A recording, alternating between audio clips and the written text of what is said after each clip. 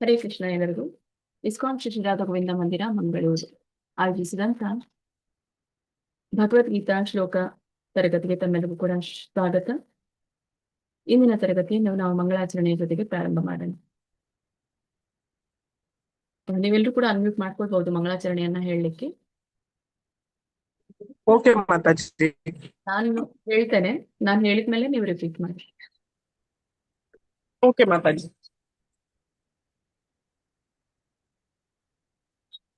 ಓಂ ನಮೋ ವಾಸುದೇವಾಯ. ನಮೋ ವಾಸುದೇವಾಯ. ನಮೋ ವಾಸುದೇವಾಯ. ಓಂ ನಮೋ ಭಗವತೆ ವಾಸುದೇವಾಯ. ಓಂ ಭಗವತೆ ವಾಸುದೇವಾಯ. ಓಂ ನಮೋ ಭಗವತೆ ವಾಸುದೇವಾಯ. ಓಂ ಭಗವತೆ ವಾಸುದೇವಾಯ. ಓಂ ಅಜ್ಞಾನತಿಮಿರಾಂಧಸ್ಯ ಜ್ಞಾನಾಂಜನಶಲಾಕಯಾ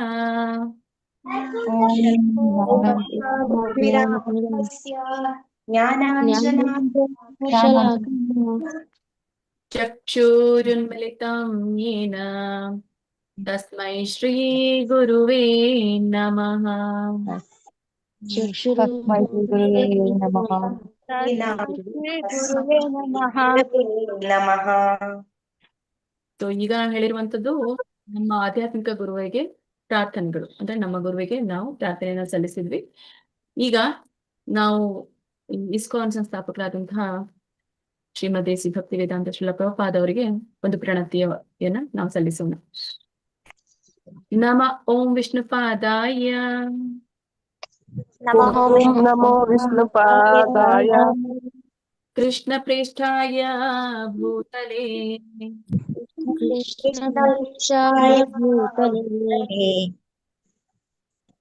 ಶ್ರೀಮತೆ ಭಕ್ತಿ ವೇದಾಂತ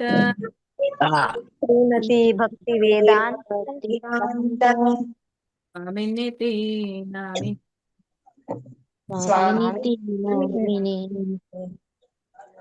ನಮಸ್ತೆ ಸಾರಸ್ವತೆ ದೇವೇ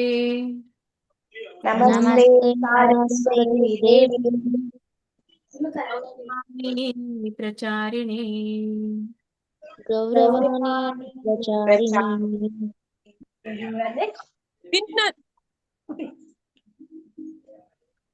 ಹರೇ ಕೃಷ್ಣ.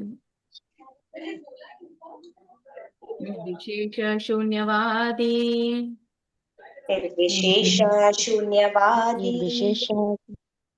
ಪಾಶ್ಚಾತ್ಯ ದೇಶಧಾರಿಣಿ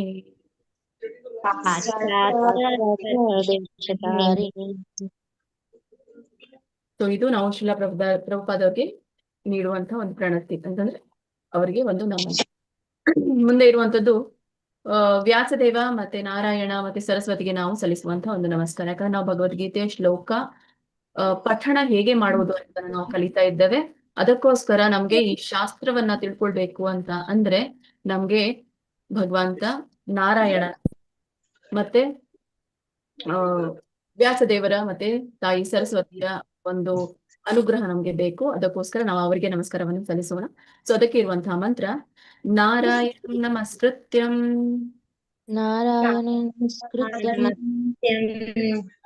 ನರಂ ಚೈವ ನರೋತ್ತಮಂ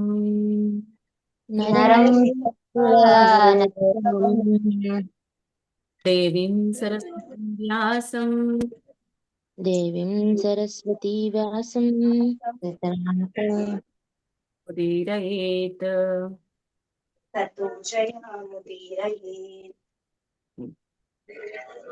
ನೆಕ್ಸ್ಟ್ ನಾವು ಭಗವದ್ಗೀತೆಯನ್ನ ವೈಭವೀಕರಿಸುವ ಮಹಿಮೆಯನ್ನ ನಾವು ತಿಳ್ಕೊಳ್ಳೇಬೇಕು. ಆ ಭಗವದ್ಗೀತೆಯ ಶ್ಲೋಕ ಪಠಣದಲ್ಲಿ ನಮಗೆ ಮುಖ್ಯವಾಗಿ ಬೇಕಾಗಿರುವಂತದ್ದು ಗೀತೆಯ ಅಮೃತ. ಸೊ ಆ ಗೀತೆಯ ಅಮೃತ ನಮ್ಗೆ ಸಿಗುವಂತದ್ದು ಯಾವಾಗ ಈ ಗೋಪಾಲ ನಂದನ ಅಂದ್ರೆ ಹಸುಗಳನ್ನ ಕರೆಯುವಂತಹ ಒಂದು ಹಾಲು ಕರೆಯುವ ಅಂತ ಹೇಳಿ ಕರೀತಾರೆ. ಸೊ ಅವರ ಮೂಲಕ ನಾವು ಈ ಅಮೃತ ಅನ್ನುವಂತಹ ಈ ಗೀತೆಯ ಹಾಲನ್ನ ಕುಡಿತೀವೋ ಆವಾಗ ನಾವು ಜ್ಞಾನಿಗಳಾಗುತ್ತೇವೆ. ಹಾಗಾಗಿ ನಾವು ಭಗವದ್ಗೀತೆಯ ಒಂದು ವೈಭವೀಕರಣ ಅಥವಾ ಭಗವದ್ಗೀತೆಯ ಮಹಾತ್ಮೆಯಲ್ಲಿ ಇರುವಂತಹ ಒಂದು ಶ್ಲೋಕ ಅದೇ ನಾವು ಪಠಿಸೋಣ. ಸರ್ವೋಪನಿಷದೋ ಗಾವೋ ಸರ್ವೋಪನಿಷತ್ತು ಸರ್ವೋಪನಿಷದೋ ಗಾವೋ ಸರ್ವೋಪನಿಷತ್ತು ದುಗ್ಧ ಗೋಪಾಲನಂದನಃ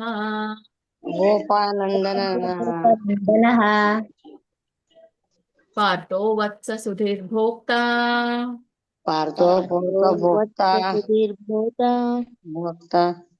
ದುಗ್ಧಂ ಗೀತಾಮೃತಂ ಮಹತ್.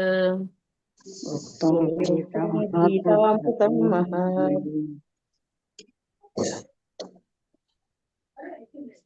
ಹರೇ ಕೃಷ್ಣ ಹರೇ ಕೃಷ್ಣ ಹರೇ ಕೃಷ್ಣ ಹರೇ ಕೃಷ್ಣ ಕೃಷ್ಣ ಹರೇ ಹರೇ ಹರೇ ಕೃಷ್ಣ ಹರೇ ಹರೇ ಹರೇ ಹರೇ ರಾಮ ಹರೇ ರಾಮ ಹರೇ ರಾಮ ಹರೇ ರಾಮ ರಾಮ ರಾಮ ಹರೇ ಹರೇ ರಾಮ ರಾಮ ಹರೇ ಹರೇ. ಹರೇ ಹರೇ. ಹರೇ ಕೃಷ್ಣ.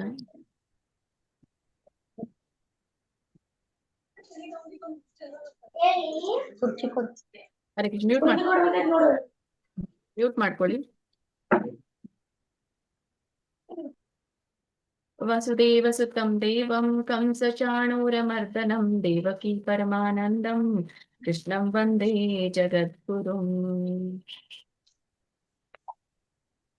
ಇವತ್ತು ಈ ಶ್ಲೋಕ ಭಗವದ್ಗೀತೆಯ ಶ್ಲೋಕಗಳನ್ನ ಕಲಿಯುವಂತಹ ತರಗತಿಯನ್ನ ಪ್ರಾರಂಭ ಮಾಡೋಕ್ಕಿಂತ ಮುಂಚೆ ಯಾಕೆ ನಾವು ಇವುಗಳನ್ನ ತಿಳ್ಕೊಳ್ಬೇಕು ಅನ್ನೋದ್ರ ಕುರಿತಾಗಿ, ಅದರ ಉದ್ದೇಶ, ಈ ಶ್ಲೋಕಗಳನ್ನ ಕಲಿಬೇಕು, ಅದರ ಒಂದು ಪರಮ ಉದ್ದೇಶ ಏನು ಅನ್ನೋದನ್ನ ನಾವು ತಿಳ್ಕೊಳ್ಳೋಣ. ಎಂದು ಮ್ಯೂಟ್ ಮಾಡ್ಕೊಂಡಿದ್ದೀರಾ ಅಂತ ಅನ್ಕೊಳ್ತೇನೆ.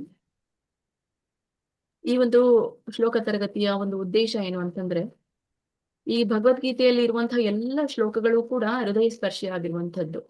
ಯಾಕಂದ್ರೆ ಈ ಭಗವದ್ಗೀತೆ ಅನ್ನುವಂಥದ್ದು ಕೇವಲ ತತ್ವಶಾಸ್ತ್ರ ಅಲ್ಲ, ಅದು ಒಂದು ಧ್ವನಿ. ಈ ಧ್ವನಿಯಲ್ಲಿರುವಂತಹ ಒಂದು ಕಂಪನ ನಮ್ಮ ಹೃದಯದನ್ನ ಮುಟ್ಟುತ್ತೆ.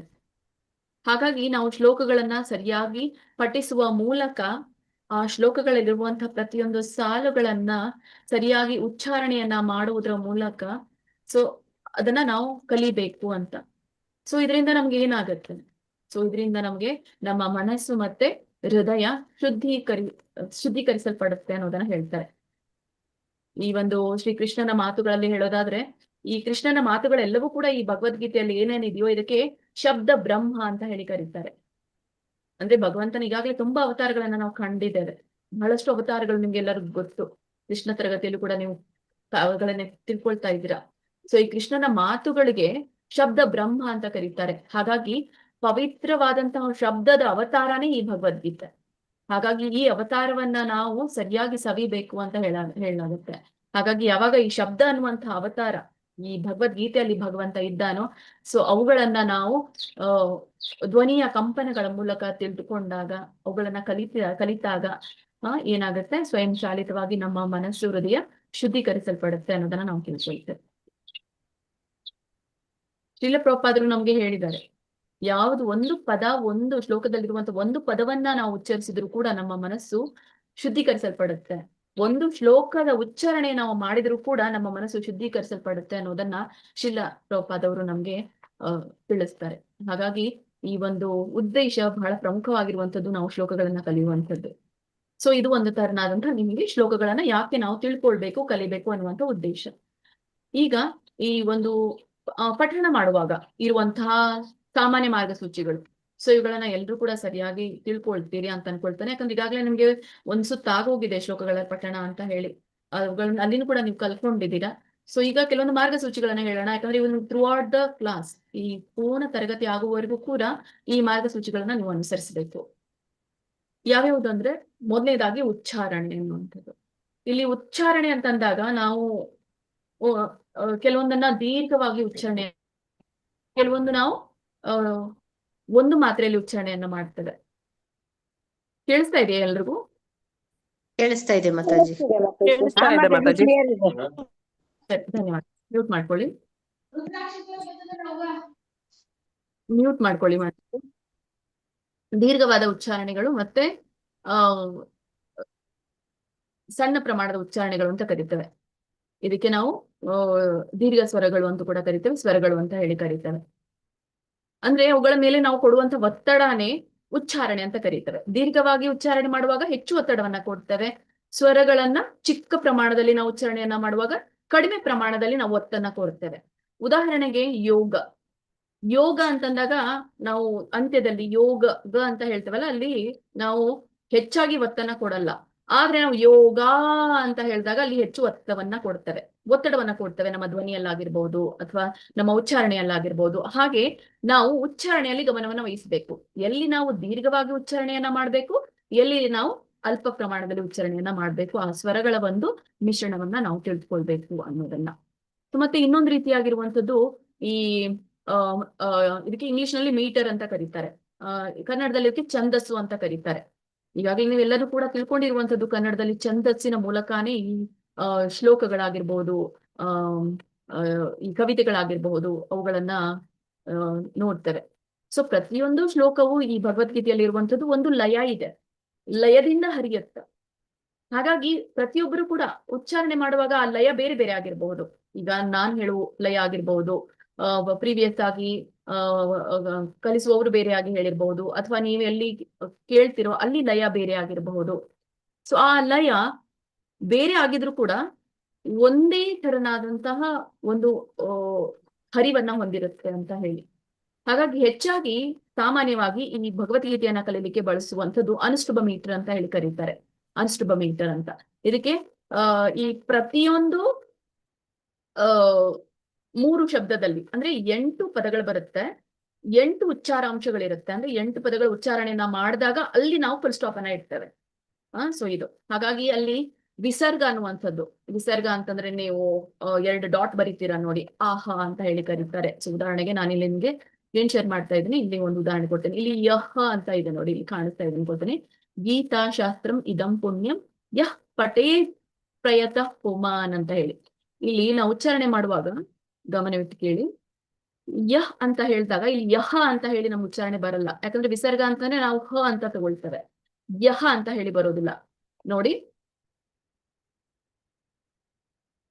1 2 3 4 5 6 ಇಲ್ಲಿ ಮತ್ತೆ ಪ ಒತ್ತಿದೆ, ಮತ್ತೆ ಕೆಳಗಡೆ ಏನಿದೆ ರ ಒತ್ತಿದೆ. ಹಾಗಾಗಿ ಇದನ್ನ ನಾವು ಏನಂತ ಕರಿತೇವೆ, 8 ಪದಗಳು ಅಂತ ಹೇಳಿ ಕರಿತೇವೆ. ಗೊತ್ತಾಗ್ತಾ ಇದೆ ಅನ್ಕೊಳ್ತೇನೆ ನಾನು ನಿಮ್ಗೆ ಇಲ್ಲಿ ತಿಳಿಸಿರುವಂತದ್ದು. ಅಥವಾ ಕೆಳಗಡೆ ತಗೊಳ್ತೇನೆ ನಾನು, ನಿಮ್ಗೆ ಸರಳ ಆಗುತ್ತೆ ಇದು. ಇಲ್ಲಿ ನೋಡಿ, ಭಯ ಶೋಕಾದಿ ವರ್ಜಿತ ಹ.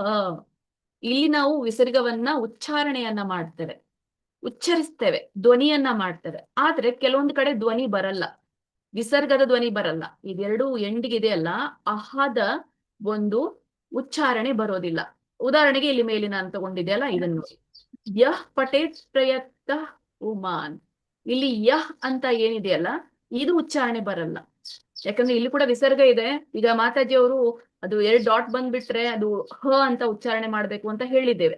ಹಾಗಾಗಿ ನಾವು ಎಲ್ಲ ಕಡೆಗೆ ಉಚ್ಚಾರಣೆಯನ್ನ ಮಾಡ್ತೇವೆ. ಹಾಗಲ್ಲ, ಈ ಅನುಷ್ಠುಭ ಛಂದಸ್ಸಿನಲ್ಲಿ ಹೇಗೆ ಬರುವಂತದ್ದು ಅಂದ್ರೆ ಕೇವಲ 8 ಅಕ್ಷರಗಳಾದ ಮೇಲೆ ಏನು ವಿಸರ್ಗ ಬರುತ್ತೋ ಅಲ್ಲಿ ಅಹ ಅಂತ ಉಚ್ಚಾರಣೆಯನ್ನ ಮಾಡ್ಬೇಕು.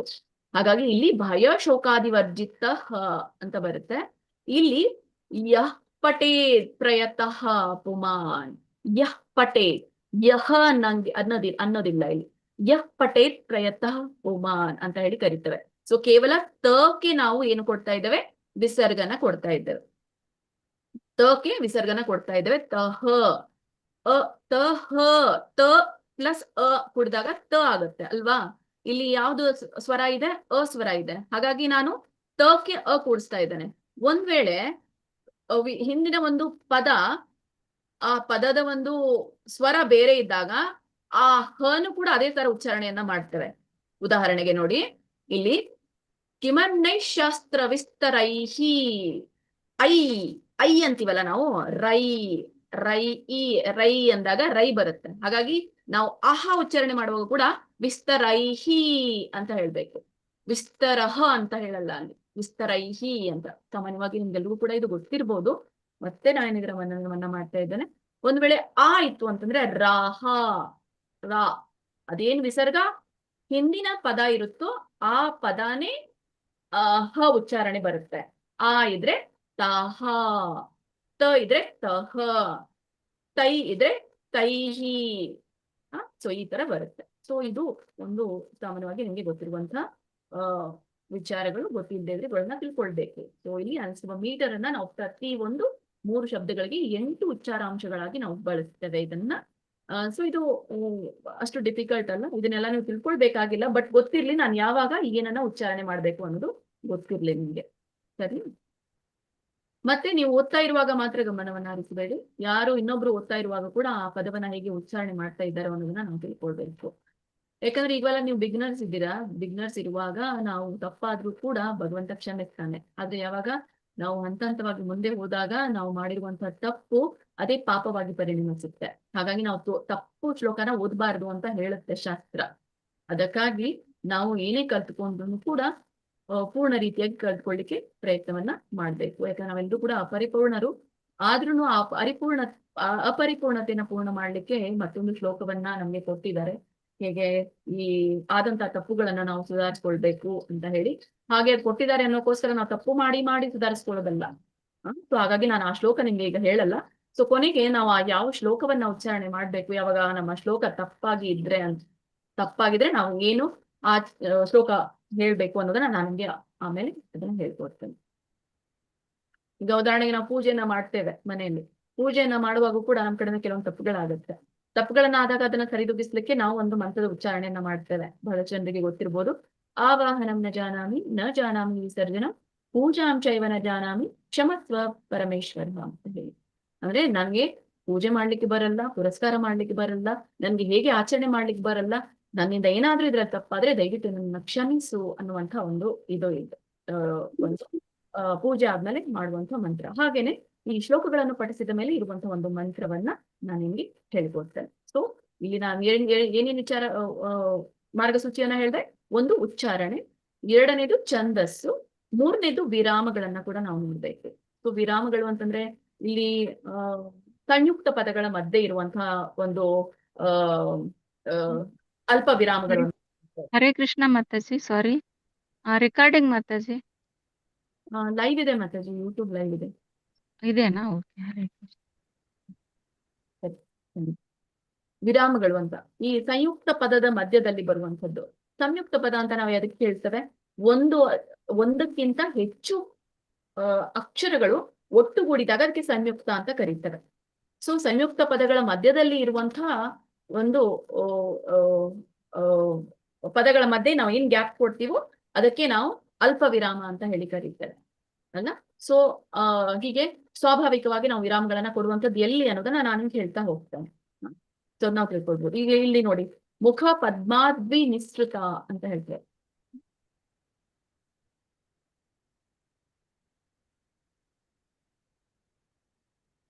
ಇಲ್ಲಿ ನೋಡಿ, ಈ ಪದದಲ್ಲಿ ಮುಖ ಪದ್ಮ ವಿನಿಸೃತ ಅಂತ ಹೇಳಿ ಅಲ್ಲಿ ನಾನು ಗ್ಯಾಪ್ ಕೊಟ್ಟೆ. ಮುಖ ಪದ್ಮಾದ್ವಿನಿಸೃತ. ಆಕ್ಚುಲಿ ಗ್ಯಾಪ್ ಕೊಡ್ಬಾರ್ದು, ಅದನ್ನ ಕಂಟಿನ್ಯೂಸ್ ಆಗಿ ಓದ್ಬೇಕು. ಸೊ ಇನ್ನೊಂದು ಇದರಲ್ಲಿ ಹೇಳ್ತೇನೆ, ಭಾರತಾಮೃತ ವಿಷ್ಣು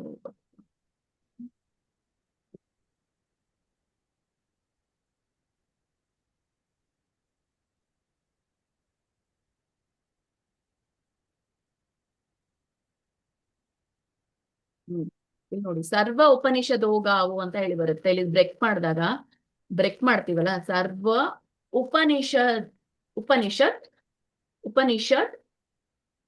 ಓಗಾವೋ ಅಂತ ಹೇಳಿ ಬರುತ್ತೆ. ಉಪನಿಷದೋಗಾವೋ ಅಂತ ಹೇಳಿ ಈ ತರ ಬರುತ್ತೆ. ಅಲ್ಲಿ ಬ್ರೇಕ್ ಮಾಡೋದನ್ನು ಕೂಡ ನಾನು ಹೇಳ್ಕೊಡ್ತೇನೆ. ಈಗ ಒಮ್ಮೆಗೆ ನಿಮ್ಗೆ ಗೊತ್ತಾಗಲ್ಲ, ಅಲ್ಲಿ ವಿರಾಮಗಳು ಎಲ್ಲೆಲ್ಲಿ ಕೊಡ್ಬೇಕು ಅನ್ನೋದನ್ನ ಹೇಳ್ತೇನೆ. ಅದು ಪದಗುಚ್ಛಗಳ ಅಂತ್ಯಗಳಲ್ಲಿ ಸ್ವಾಭಾವಿಕವಾಗಿ ವಿರಾಮವನ್ನಗೊಳಿಸೋದು. ಪದಗುಚ್ಛಗಳಲ್ಲಿ ಏನು ಪದಗಳು ಬರುತ್ತೋ ಅಲ್ಲಿ ಸಾಮಾನ್ಯವಾಗಿ ನಾವು ವಿರಾಮಗಳನ್ನ ಕೊಡುವಂಥದ್ದು ಅಂತ ಹೇಳಿ. ಸಾಮಾನ್ಯವಾಗಿ ಹೇಗೆ ಕೊಡುದು ಅನ್ನೋದನ್ನ ಸಾಮಾನ್ಯವಾಗಿ ಬರುವಂಥದ್ದು ಅದನ್ನ ನಾವು ನೋಡೋಣ. ಮತ್ತೆ ಈಗ 4ನೇ ಒಂದು ಮಾರ್ಗಸೂಚಿ ನಿಮ್ಗೆ ಕೊಡೋದೇನು ಅಂತಂದ್ರೆ, ಈಗ ಪುನರಾವರ್ತನೆ. ಈಗ ನಾನು ಹೇಳ್ದೆ, ನಾನು ಮಂಗಳಾಚರಣೆಯನ್ನ ಹೇಳ್ತೇನೆ, ನೀವು ಕೂಡ ಮಂಗಳಾಚರಣೆಯನ್ನ ರಿಪೀಟ್ ಮಾಡಿ ಅಂತ ಹೇಳಿ. ಸೊ ನೀವು ಪುನರಾವರ್ತನೆಯನ್ನ ಮಾಡ್ತಾ ಇದ್ದೀರಾ. ಈಗ ನಾನೇನ್ ಮಾಡಿದೆ, ಒಂದ್ ಲೈನ್ ಹೇಳ್ದೆ. ಸೊ ನಾನು ನಿಧಾನವಾಗಿ ಪಠಿಸ್ತೇನೆ. ಆಮೇಲೆ ನೀವೇನ್ ಮಾಡ್ತೀರಾ, ಅದನ್ನ ಪುನರಾವರ್ತಿಸ್ತೀರಾ. ಆ ಪುನರಾವರ್ತಿಸುವಾಗ ಕೆಲವೊಬ್ರು ಅದನ್ನ ತಿಳ್ಕೊಂಡಿರ್ತೀರಾ, ಕೆಲವೊಬ್ರು ತಿಳ್ಕೊಂಡಿರೋದಿಲ್ಲ. ಸ್ವಲ್ಪ ಅರ್ಧನೇ ನೀವು ಹೇಳ್ಬಿಡ್ತೀರಾ, ಅಥವಾ ನೆಟ್ವರ್ಕ್ ಪ್ರಾಬ್ಲಮ್ ಇಂದನೂ ಕೂಡ ಅರ್ಧನೇ ಬರುತ್ತೆ. ಹಾಗಾಗಿ ನೀವು ನೋಡಿ, ನೀವು ಕಂಫರ್ಟೇಬಲ್ ಝೋನ್ ಅಲ್ಲಿ ಇದ್ರೆ, ಎಲ್ಲಿ ನೀವು ಅನ್ಮ್ಯೂಟ್ ಮಾಡ್ಕೊಳ್ಳಿಕ್ಕೆ ನಿಮ್ಮ ಅಕ್ಕಪಕ್ಕದಲ್ಲಿ ನಾಯ್ಸ್ ಇಲ್ಲದೆ ಇದ್ರೆ, ಅಥವಾ ಮನೆಯಲ್ಲಿ ಏನಾದ್ರು ಯಾರಾದ್ರೂ ಮಾತಾಡ್ತಾ ಇದ್ರೆ, ಸೊ ದಯವಿಟ್ಟು ನೀವು ಮ್ಯೂಟ್ ಅಲ್ಲೇ ಇರಿ, ಅಲ್ಲೇನೆ ನೀವು ಅದನ್ನ ರಿಪೀಟ್ ಮಾಡ್ಕೊಳ್ಳಿ. ಸೊ ಫೋರ್ಸ್ ಇಲ್ಲ. ಬಟ್ ಯಾರ ಮನೆಯಲ್ಲಿ ಫ್ರೀ ಇದೆಯೋ, ಅಥವಾ ನಿಮ್ಗೆ ಸಾಮಾನ್ಯವಾಗಿ ಕೆಲವು ಒಂದಿನ ಫ್ರೀ ಇರ್ತಾರೆ, ಒಂದಿನ ಫ್ರೀ ಇರಲ್ಲ. ಸೊ ಇದು ನಡೆಯುವಂಥದ್ದು. ನಿಮ್ಮ ನಿಮ್ಮ ಸ್ಥಿತಿಯನ್ನ ನೋಡ್ಕೊಂಡು ನೀವು ಮ್ಯೂಟು ಅನ್ಮ್ಯೂಟು ಮಾಡ್ಕೊಳ್ಳಿ. ಓಕೆ, ಇಲ್ಲಾಂದ್ರೆ ಏನಾಗೋಗ್ಬಿಡುತ್ತೆ, ನಿಮ್ ತರಾನೇ ಇನ್ನೊಬ್ರು ಕೂಡ ಉಚ್ಚಾರಣೆಯನ್ನು ಮಾಡ್ತಾರೆ. ಸೊ ಇಲ್ಲಿ ಗೊಂದಲ ಸೃಷ್ಟಿ ಆಗೋದು ಸಾಧ್ಯತೆ ಇರುತ್ತೆ. ಸೊ ಏನೇ ಕಲ್ತ್ರು ಕೂಡ ಒಂದು ಹೇಗೆ ನಿಗದಿತವಾಗಿ ಕಲೀಲಿಕ್ಕೆ ಹೇಳಿದಾರೋ ಹಾಗೆ ನಾವು ಅದನ್ನ ಕಲಿಯೋಣ. ಸೊ ನಾನು ಮೊದಲು ನಿಧಾನವಾಗಿ ಪಠಿಸ್ತೇನೆ, ನಂತರ ನೀವು ಅದನ್ನ ಪುನರಾವರ್ತಿಸಿ. ಸೊ ಅಂತಿಮವಾಗಿ ಏನಾಗುತ್ತೆ, ಮತ್ತೆ ಒಟ್ಟಾಗಿ ನಾವು ಪಠಿಸೋಣ ಅದನ್ನ. ಓಕೆ, ಮೊದಲು ನಾನು ಒಂದ್ ಲೈನ್ ಹೇಳ್ತೇನೆ, ಆಮೇಲೆ 2ನೇ ಲೈನ್ ಹೇಳ್ತೇನೆ, ಆಮೇಲೆ 2 ಒಟ್ಟಾರೆ ಹೇಳ್ತೇನೆ. ಸೊ ಹೀಗೂ ನೀವು ಕೂಡ ಮೊದಲೊಂದ್ ಲೈನ್ ಹೇಳ್ಬೇಕು, 2ನೇ ಲೈನ್ ಹೇಳ್ಬೇಕು, ಆಮೇಲೆ ಒಟ್ಟಾರೆ ಹೇಳ್ಬೇಕು. ಸೊ ಹೀಗೆ ನೀವು ಮಾಡ್ಬೋದು. ಆಮೇಲೆ 5ನೇ ಮಾರ್ಗಸೂಚಿ ಏನು ಅಂದ್ರೆ, ಈ ಮನಸ್ಥಿತಿ ಅನ್ನುವಂಥದ್ದು, ಭಾವ. ಏನೇ ನಾವು ಪಠಿಸುವಾಗ ನಮ್ಮ ಭಾವ ಬಹಳ ಮುಖ್ಯವಾಗಿರುವಂಥದ್ದು. ಯಾಕೆ ಅಂದ್ರೆ ನಾವು ಶ್ಲೋಕ ಹೇಳುವಾಗ ಅಲ್ಲಿ ಗೊತ್ತಿಲ್ಲ ನಮ್ಗೆ, ಅದರ ಒಂದು ಅರ್ಥ ನಮ್ಗೆ ಗೊತ್ತಿಲ್ಲ. ಈಗ ಸರ್ವ ಅಂದ್ರೆ ಗೊತ್ತಾಗುತ್ತೆ ನಿಮ್ಗೆ, ಎಲ್ಲವೂ ಅಂತ ಹೇಳಿ. ಆದ್ರೆ ಕೆಲವೊಂದು ಪದಗಳ ಅರ್ಥ ಗೊತ್ತಿರೋದಿಲ್ಲ ನಿಮ್ಗೆ. ಅವುಗಳನ್ನ ತಿಳಿಸುವಂತಹ ತರಗತಿ ಇದು ಅಲ್ಲ. ಕೇವಲ ಶ್ಲೋಕವನ್ನ ನಾವು ಹೇಗೆ ಪಠಿಸಬೇಕು, ಯಾವ ಒಂದು ಲಯದಲ್ಲಿ ಪಠಿಸಬೇಕು ಅನ್ನೋದನ್ನ ನಾವು ಕಲ್ತ್ಕೊಳ್ತಾ ಇದ್ದೇವೆ. ಹಾಗಾಗಿ ಇದು ಯಾಂತ್ರಿಕ ಅಲ್ಲ, ಇದು ಭಾವ ಅನ್ನುವಂಥದ್ದು. ಈಗ ಭಗವಂತ ಶ್ಲೋಕಗಳನ್ನ ಈ ಒಂದು ಗೀತೆಯನ್ನ ಹೇಳುವಾಗ ಅರ್ಜುನನ ವಿನಮ್ರತೆ ಹೇಗೆ ಭಾವ ಇತ್ತು, ಮತ್ತೆ ಕೃಷ್ಣನ ಕರುಣೆ ಹೇಗೆ ಅಲ್ಲಿ ಹರಿತಾ ಇತ್ತು, ಸೊ ಅದೇ ತರ ಕೃಷ್ಣನ ಕರುಣೆಯೇ ನಮಗ್ ಹರಿದ್ ಬರ್ತಾ ಇದೆ ಅಂತ ಹೇಳಿ ಅರ್ಜುನನ ಮೂಲಕ ವಿನಮ್ರತೆಯನ್ನ ನಾವು ವಿನಮ್ರರಾಗಿರ್ಬೇಕು ಅನ್ನುವಂತಹ ಭಾವದ ಮನಸ್ಥಿತಿಯಲ್ಲಿ ನೀವು ಇರಬೇಕು. ಆಗ್ಲೇನೆ ನಮ್ಗೆ ತಿಳ್ಕೊಳ್ಳಿಕ್ಕೆ ಸಾಧ್ಯ. ಇಲ್ಲ ಅಂತಂದ್ರೆ ನನ್ಗೆ ಅವ್ರಿಗಿಂತ ಚೆನ್ನಾಗಿ ಗೊತ್ತು, ನಾನ್ ಚೆನ್ನಾಗಿ ಪಠಿಸಬಲ್ಲೆ ಅನ್ನುವಂತಹ ಭಾವ ಇತ್ತು ಅಂತಂದ್ರೆ ಯಾವ್ದನ್ನು ನಾವು ಪೂರ್ಣ ರೀತಿಯಾಗಿ ಅರ್ತ್ಕೊಳ್ಳಿಕ್ಕೆ ಸಾಧ್ಯ ಆಗೋದಿಲ್ಲ. ಸೊ ಹಾಗಾಗಿ ಮನಸ್ಥಿತಿ ಅನ್ನುವಂಥದ್ದು ತುಂಬಾನೇ ಮುಖ್ಯವಾಗಿರುವಂಥದ್ದು ಅನ್ನೋದನ್ನ ತಿಳ್ಕೊಳ್ಳಿ. ಹೀಗೆ ಇನ್ನೊಂದು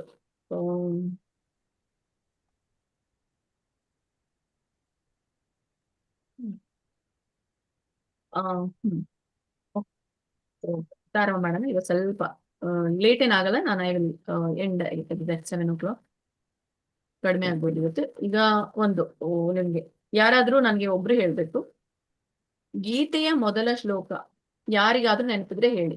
ಯಾರು ಈಗಾಗ್ಲೇ ಇದ್ದಾರೋ ಅವ್ರು ಬಿಟ್ಟು, ಯಾರು ಹೊಸಬ್ರಿದ್ದೀರಲ್ಲ ಸೊ ಅವರು ನನ್ಗೆ ಹೇಳಿ. ಒಂದು ಪ್ರಶ್ನೆ ನೀಡಿ, ಗೀತೆಯ ಮೊದಲ ಶ್ಲೋಕ ಯಾರಿಗಾದ್ರೂ ನೆನಪಿದ್ರೆ ಹೇಳಿ. ಧೃತರಾಷ್ಟ್ರ ಉವಾಚ ಧರ್ಮಕ್ಷೇತ್ರೇ ಕುರುಕ್ಷೇತ್ರೇ ಸಮವೇತಾಯುಯುತ್ಸವಃ ಮಾಮಕಾಃ ಪಾಂಡವಾಶ್ಚೈವ ಕಿಮಕುರ್ವತ ಸಂಜಯ. ಹರೇ ಕೃಷ್ಣ. ಎಸ್, ಯಾಕೆ ನಾನು ಪಠಿಸ್ಲಿಕ್ಕೆ ಹೇಳ್ದೆ ಅಂತಂದ್ರೆ, ಎಲ್ಲರಿಗೂ ಪಠಣ ಬರುತ್ತೆ, ಆದ್ರೆ ಅಲ್ಲಿ ಎಲ್ಲೆಲ್ಲಿ ಏನೇನು ತಪ್ಪುಗಳಾಗತ್ತೆ ಅನ್ನೋದನ್ನ, ತಪ್ಪುಗಳನ್ನ ಕಂಡುಹಿಡಿಲಿಕ್ಕೆ ಅಂತ ಇಲ್ಲ, ಅವುಗಳನ್ನ ಸುಧಾರಿಸ್ಕೊಳ್ಳಿಕ್ಕೆ ಇರುವಂತಹ ತರಗತಿಗಳಿವೆ. ಈಗ ನೀವು ಯಾರು ಓದಿದ್ದು, ನಿಮ್ಮ ಹೆಸರೇನು ಮಾತಾಜಿ?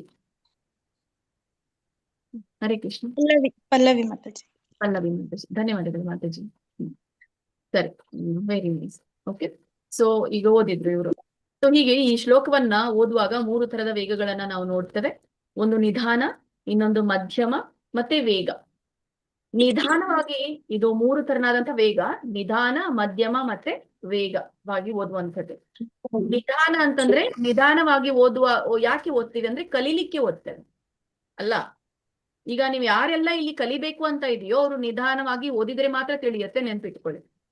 ಇಲ್ಲ ನಾನು ಬೇರೆಯವರೆಲ್ಲರೂ ಕೂಡ ವೇಗವಾಗಿ ಓದ್ತಾ ಇದ್ದಾರೆ, ನಾನು ಕೂಡ ವೇಗವಾಗಿ ಓದ್ತೀನಿ ಅಂತಂದ್ರೆ ಅಲ್ಲಿ ಏನಾಗುತ್ತೆ, ನೀವು ಹೇಳುವಂತಹ ಶ್ಲೋಕದ ಮೀಟರ್ ಏನಿರುತ್ತೋ ಅಲ್ಲಿ ವ್ಯತ್ಯಾಸ ಆಗುತ್ತೆ, ಮತ್ತೆ ನೀವು ಕಲ್ಕೊಳ್ಳಿಕ್ಕೆ ಸಾಧ್ಯ ಆಗೋದಿಲ್ಲ. ಸೊ ನೀವು ಕಲಿಕೆಯ ಹಂತದಲ್ಲಿ ಇದ್ದಾಗ ನಿಮ್ಮ ಒಂದು ಕಲಿಕೆ ನಿಧಾನವಾಗಿರ್ಲಿ, ಸರಿನಾ? ಮಧ್ಯಮ ಅಂತ ಹೇಳ್ತಾರೆ. ಮಧ್ಯಮ ಯಾಕೆ ಬೇಕು ಅಂದ್ರೆ ಲಯಕ್ಕಾಗಿ ಬೇಕು. ಲಯ ಅಂತಂದ್ರೆ ಅದೇ ಹೇಳಿದ್ವಲ್ಲ, ಒಂದು ಮೀಟರ್. ಯಾವ ತರ ಲಯ ಕೊಟ್ಟಿದ್ದಾರೆ ಅದಕ್ಕೆ. ಸಾಮಾನ್ಯವಾಗಿ ನಾವು ರಾಗ ಅಂತ ಹೇಳ್ತೀವಿ ಗೊತ್ತಾ, ಪ್ರತಿಯೊಂದು ಹಾಡಿಗೂ ಒಂದು ರಾಗ ಇರುತ್ತೆ. ಹಾಗೇನೆ ಶ್ಲೋಕಗಳಿಗೂ ಕೂಡ ರಾಗ ಇದೆ. ಅದು ಲಯಬದ್ಧವಾಗಿ ಇರ್ಬೇಕಂದ್ರೆ ನಾವು ಮಧ್ಯಮ ದಲ್ಲಿ ಇರ್ಬೇಕು ಓದ್ಬೇಕು ಅಂತಂದ್ರೆ. ಇದನ್ನ ನೋಡೋಣ ಇದೆ ಹೇಗೆ ಅಂತ. ಸೊ ವೇಗವಾಗಿ ಅಂತಂದ್ರೆ ಒಂದು ಹರಿವಿಗಾಗಿ, ಒಂದು ಫ್ಲೋ ಅಂತ ಕರೀತೇವೆ. ವೇಗ ಅಂತಂದ್ರೆ ಬಹಳ ಫಾಸ್ಟ್ ಅಲ್ಲ, ಧರ್ಮಕ್ಷೇತ್ರ ಕುರುಕ್ಷೇತ್ರ ಸಮವೇತ ಈ ತರ ಅಲ್ಲ, ಫ್ಲೋ ಆಗಿ ಹರಿವಿಗಾಗಿ.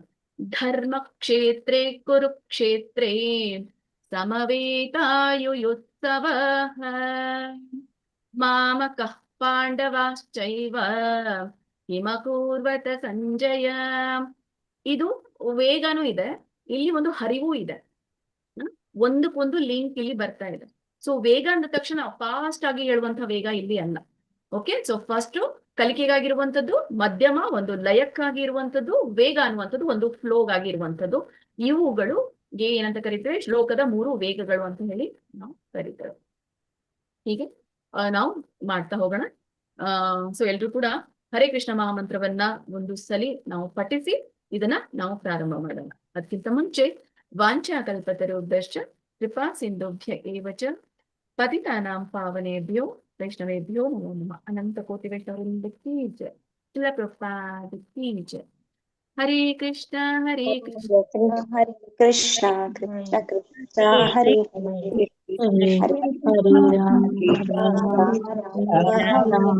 ಹರೇ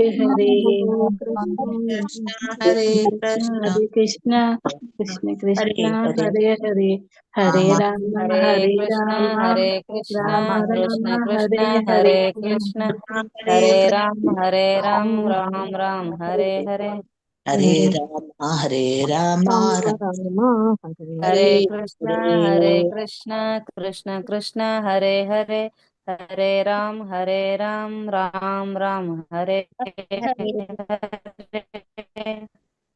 ಹರೇ ಕೃಷ್ಣ. ಧನ್ಯವಾದಗಳು ನಿಮಗೂ ಕೂಡ.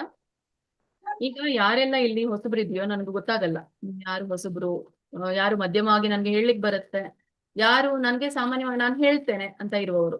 ಹಾಗಾಗಿ ನಿಮ್ಮ ಒಂದು ಹೆಸರಿನ ಹಿಂದ್ಗಡೆ 1 2 3 ಅಂತ ಹಾಕೊಳ್ಳಿ. ಸೊ ಈಗ 1 ಅಂತಂದ್ರೆ ಕಲಿಕೆಗಾಗಿರುವಂತವ್ರು, ಮಧ್ಯಮ ಅಂತಂದ್ರೆ ನನ್ಗೆ ಬರುತ್ತೆ ಹೆಚ್ಚು ಕಡಿಮೆ, ವೇಗವಾಗಿ ಅನ್ನುವಂಥವ್ರು ನೀವು ಮಾತಾಜಿ ನೀವು ಹೇಗೆ ಪಠಿಸ್ತಾರೋ ಅದೇ ತರ ನಾನು ಪಠಿಸಬಲ್ಲೆ ಅನ್ನುವಂಥವ್ರು. ಓಕೆ. ಸೊ ಕಲಿಕೆಗಾಗಿ ಇರುವವರೆಗೂ ಕೂಡ ಅವ್ರ ಕಾನ್ಫಿಡೆನ್ಸ್ ಬರುತ್ತೆ. ನೆಕ್ಸ್ಟ್ ಅಲ್ಲಿ ಅವ್ರು ಚೇಂಜ್ ಮಾಡ್ಕೊಳ್ಬಹುದು, 1 ಇಂದ ಮತ್ತೆ 2 ಮಾಡ್ಕೊಳ್ಬಹುದು, 2 ದಿಂದ ಮತ್ತೆ 3 ಮಾಡ್ಕೊಳ್ಳಿ. ಸೊ ಹಾಗೆ ಅದ್ರ ಪ್ರಕಾರ ನಾವು ಅನ್ಮ್ಯೂಟ್ ಅನ್ನ ಮಾಡೋಣ. ಈಗ ನಾನು ಫಸ್ಟ್ ಯಾವಾಗ್ಲೂ ಕೂಡ ನಿಧಾನವಾಗಿ ನಾನು ಅದನ್ನ ಹೇಳ್ತೇನೆ. ಹಾಗಾಗಿ ನಿಧಾನವಾಗಿ ಯಾರು ಇರ್ತಾರೋ ಸೊ ಅವ್ರಿಗೆ ಒಂದು ಅವಕಾಶನ ಕೊಡುವಂಥದ್ದು. ಆಮೇಲೆ 2ನೇ ಸಲ ಮಧ್ಯಮವಾಗಿ, 3ನೇ ಸಲ ವೇಗವಾಗಿ. ಮತ್ತೆ ನೀವು ಪ್ರಶ್ನೆ ಕೇಳ್ಬೋದು, ಇಷ್ಟು ಸ್ಲೋ ಆದ್ರೆ ಮುಗಿಯೋದು ಯಾವಾಗ ಅಂತ. ಇಲ್ಲ, ಇದು ಬಿಗಿನಿಂಗ್ ಇದೆ. ಸೊ ಒಂದು ನಿಮ್ಗೆ ಹೇಗೆ ಎಲ್ಲಿ ನಾವು ಈ ಪದಗಳನ್ನ ಬಳಸ್ಕೊಳ್ಬೇಕು, ಲಯವನ್ನ ಇಟ್ಕೋಬೇಕು, ಭಾವನ್ನ ಇಟ್ಕೋಬೇಕು ಅನ್ನೋದು ಗೊತ್ತಾದಾಗ ಆಟೋಮೆಟಿಕ್ಲಿ ನಿಮ್ಗೆ ಏನಾಗುತ್ತೆ, ಆ ಪುನರಾವರ್ತನೆನ ಮಾಡ್ಲಿಕ್ಕೆ ಬರುತ್ತೆ. ಹರೇ ಕೃಷ್ಣ. ಹೇಳ್ತಾನೆ ನೋಡಿ. ಮೊದಲನೇದ್ದು ಧೃತರಾಷ್ಟ್ರ ಉವಾಚ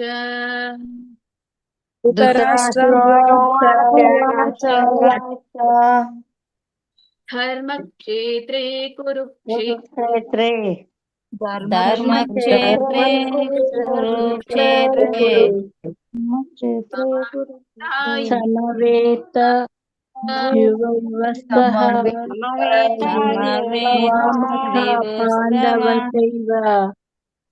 ಹರೇ ಕೃಷ್ಣ ಮಾತಾಜಿ. ಒಂದ್ ನಿಮಿಷ ಮಾತಾಜಿ ಹರೇ ಕೃಷ್ಣ. ಮಾತಾಜಿ ಅವ್ರು ಹೇಳಿದ್ಮೇಲೆ ನಾವೆಲ್ಲರೂ ಹೇಳ್ಬೇಕು, ಇಲ್ದಿದ್ರೆ ಈಗ ಕೇಳಲ್ಲ, ನಮ್ಗೆ ಸರಿಗಾಗಲ್ಲ. ಮಾತಾಜಿ ಹೇಳಾದ್ಮೇಲೆ ನಾವ್ ಹೇಳೋಣ. ಹರೇ ಕೃಷ್ಣ. ಮಾತಾಜಿ ನೀವು ಯಾರು ಬರ್ದಿದಾರಲ್ಲ ಅವ್ರಿಗೆ ಫಸ್ಟ್ ಅನ್ಮ್ಯೂಟ್ ಮಾಡಿ, ಯಾರಿಗಾದ್ರು ರ್ಯಾಂಡಮ್ ಆಗಿ. ಸೊ ಈಗ ಒಬ್ಬರನ್ನ ನೀವು ಅನ್ಮ್ಯೂಟ್ ಮಾಡಿದ್ರೆ 1 ಬರ್ದವ್ರಿಗೆ, ಅದು ನೆಕ್ಸ್ಟ್ ಟೈಮು ಇನ್ನೊಬ್ರು 1 ಬರ್ದವ್ರಿಗೆ ನೆಕ್ಸ್ಟ್ ಶ್ಲೋಕಕ್ಕೆ ಅವ್ರನ್ನ ಮಾಡಿ. ಸೆಕೆಂಡ್ಸ್ ಅಲ್ಲಿ ಹೇಳ್ತೇನೆ, ಅವಾಗ 2 ಇದ್ದವ್ರನ್ನ, ಮತ್ತೆ ಥರ್ಡ್ ಟೈಮ್ ಯಾರು 3 ಬರ್ದಿರ್ತಾರಲ್ಲ ಅವ್ರಿಗೆ. ಯಾಕಂದ್ರೆ ಅದು 3 ಇದ್ದವರು ಮತ್ತೆ ಅದಕ್ಕೆ ಒಂದು ಟಚ್ ಕೊಟ್ಮೇಲೆ ಅವ್ರಿಗೆ ಮತ್ತೆ ಕನ್ಫರ್ಮ್ ಆಗುತ್ತೆ. ಸೊ ಹಾಗಾಗಿ 3 ಅಂತ ಬರ್ದವರು ತುಂಬಾ ಇಂಪಾರ್ಟೆಂಟ್ ನಮ್ಗೆ. ಸೊ ಹಾಗಾಗಿ ಅವರನ್ನ ಆಮೇಲೆ ಲಾಸ್ಟ್ಗೆ ಅನ್ಮ್ಯೂಟ್ ಮಾಡಿ. Okay ma'am. ಸರಿ, ಯಾರಿಗಾದ್ರು ಒಬ್ಬರನ್ನ ಅನ್ಮ್ಯೂಟ್ ಮಾಡಿ. ಫಸ್ಟ್ ನಂಬರ್ ಹಾಕಿದವ್ರಿಗೆ ಅನ್ಮ್ಯೂಟ್ ಮಾಡಿ. ಎಲ್ಲರೂ ಅನ್ಮ್ಯೂಟ್ ಅಲ್ಲೇ ಇದ್ದಾರೆ. ನಂಬರ್ 1 ಇರೋರು ಛಾಯಾ, ಚೈತನ್ಯ, ಎಲ್ರು ಮ್ಯೂಟ್ ಅಲ್ಲಿರಿ. ಚೈತನ್ಯ ಮಾತಾಜಿ. ಹರೇ ಕೃಷ್ಣ. ಹೇಳಿ ಮತ್ತೆ. ಚೈತನ್ಯ ಮಾತಾಜಿ, ನಾನು ಯಾವ ಫ್ಲೋ ನಲ್ಲಿ ಹೇಳ್ತಾ ಇದ್ದೀನೋ ಅದೇ ಫ್ಲೋ ಹೇಳ್ಬೇಕು. ಆಯ್ತು ಮೇಡಮ್. ಎಲ್ರು ಕೇಳ್ಕೊಳ್ಳಿ, ನಾನ್ ಫಾಸ್ಟ್ ಹೋಗ್ತಾ ಇಲ್ಲ, ನಾನ್ ಮಧ್ಯಮದಲ್ಲಿ ಹೋಗ್ತಾ ಇದ್ದೇನೆ. ಧೃತರಾಷ್ಟ್ರ ಉವಾಚ ಧೃತರಾಷ್ಟ್ರ ಉವಾಚ ಧರ್ಮಕ್ಷೇತ್ರೇ ಕುರುಕ್ಷೇತ್ರೇ ಧರ್ಮಕ್ಷೇತ್ರೇ ಕ್ಷೇತ್ರೇ ಸಮವೇತಾಯುಯುತ್ಸವಃ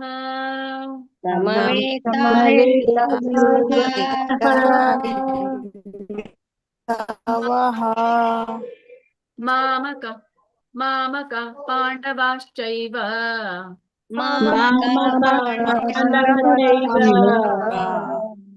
ಮಕೂರ್ವತ ಸಂಜಯ.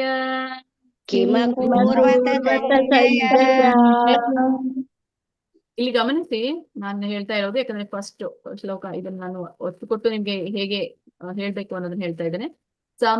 ಇಲ್ಲಿ ನೋಡಿ, ಧರ್ಮ ಕ್ಷೇತ್ರೇ ನಾನೇನ್ ಮಾಡಿದೆ, ನಾನು ಫಸ್ಟ್ ಏನ್ ಹೇಳಿದೆ, ದೀರ್ಘವಾಗಿ ಹೇಳುವಂಥದ್ದು ಮತ್ತೆ ಅಲ್ಪವಾಗಿ ಹೇಳುವಂಥದ್ದು ಅಂತ ಹೇಳಿ. ಮ್ಯೂಟ್ ಮಾಡ್ಕೊಳ್ಳಿ ಮಾತಾಜಿ. ಧರ್ಮ ಕ್ಷೇತ್ರೇ ಕುರುಕ್ಷೇತ್ರೇ ಎಳಿತಾ ಇದ್ದೀನಿ.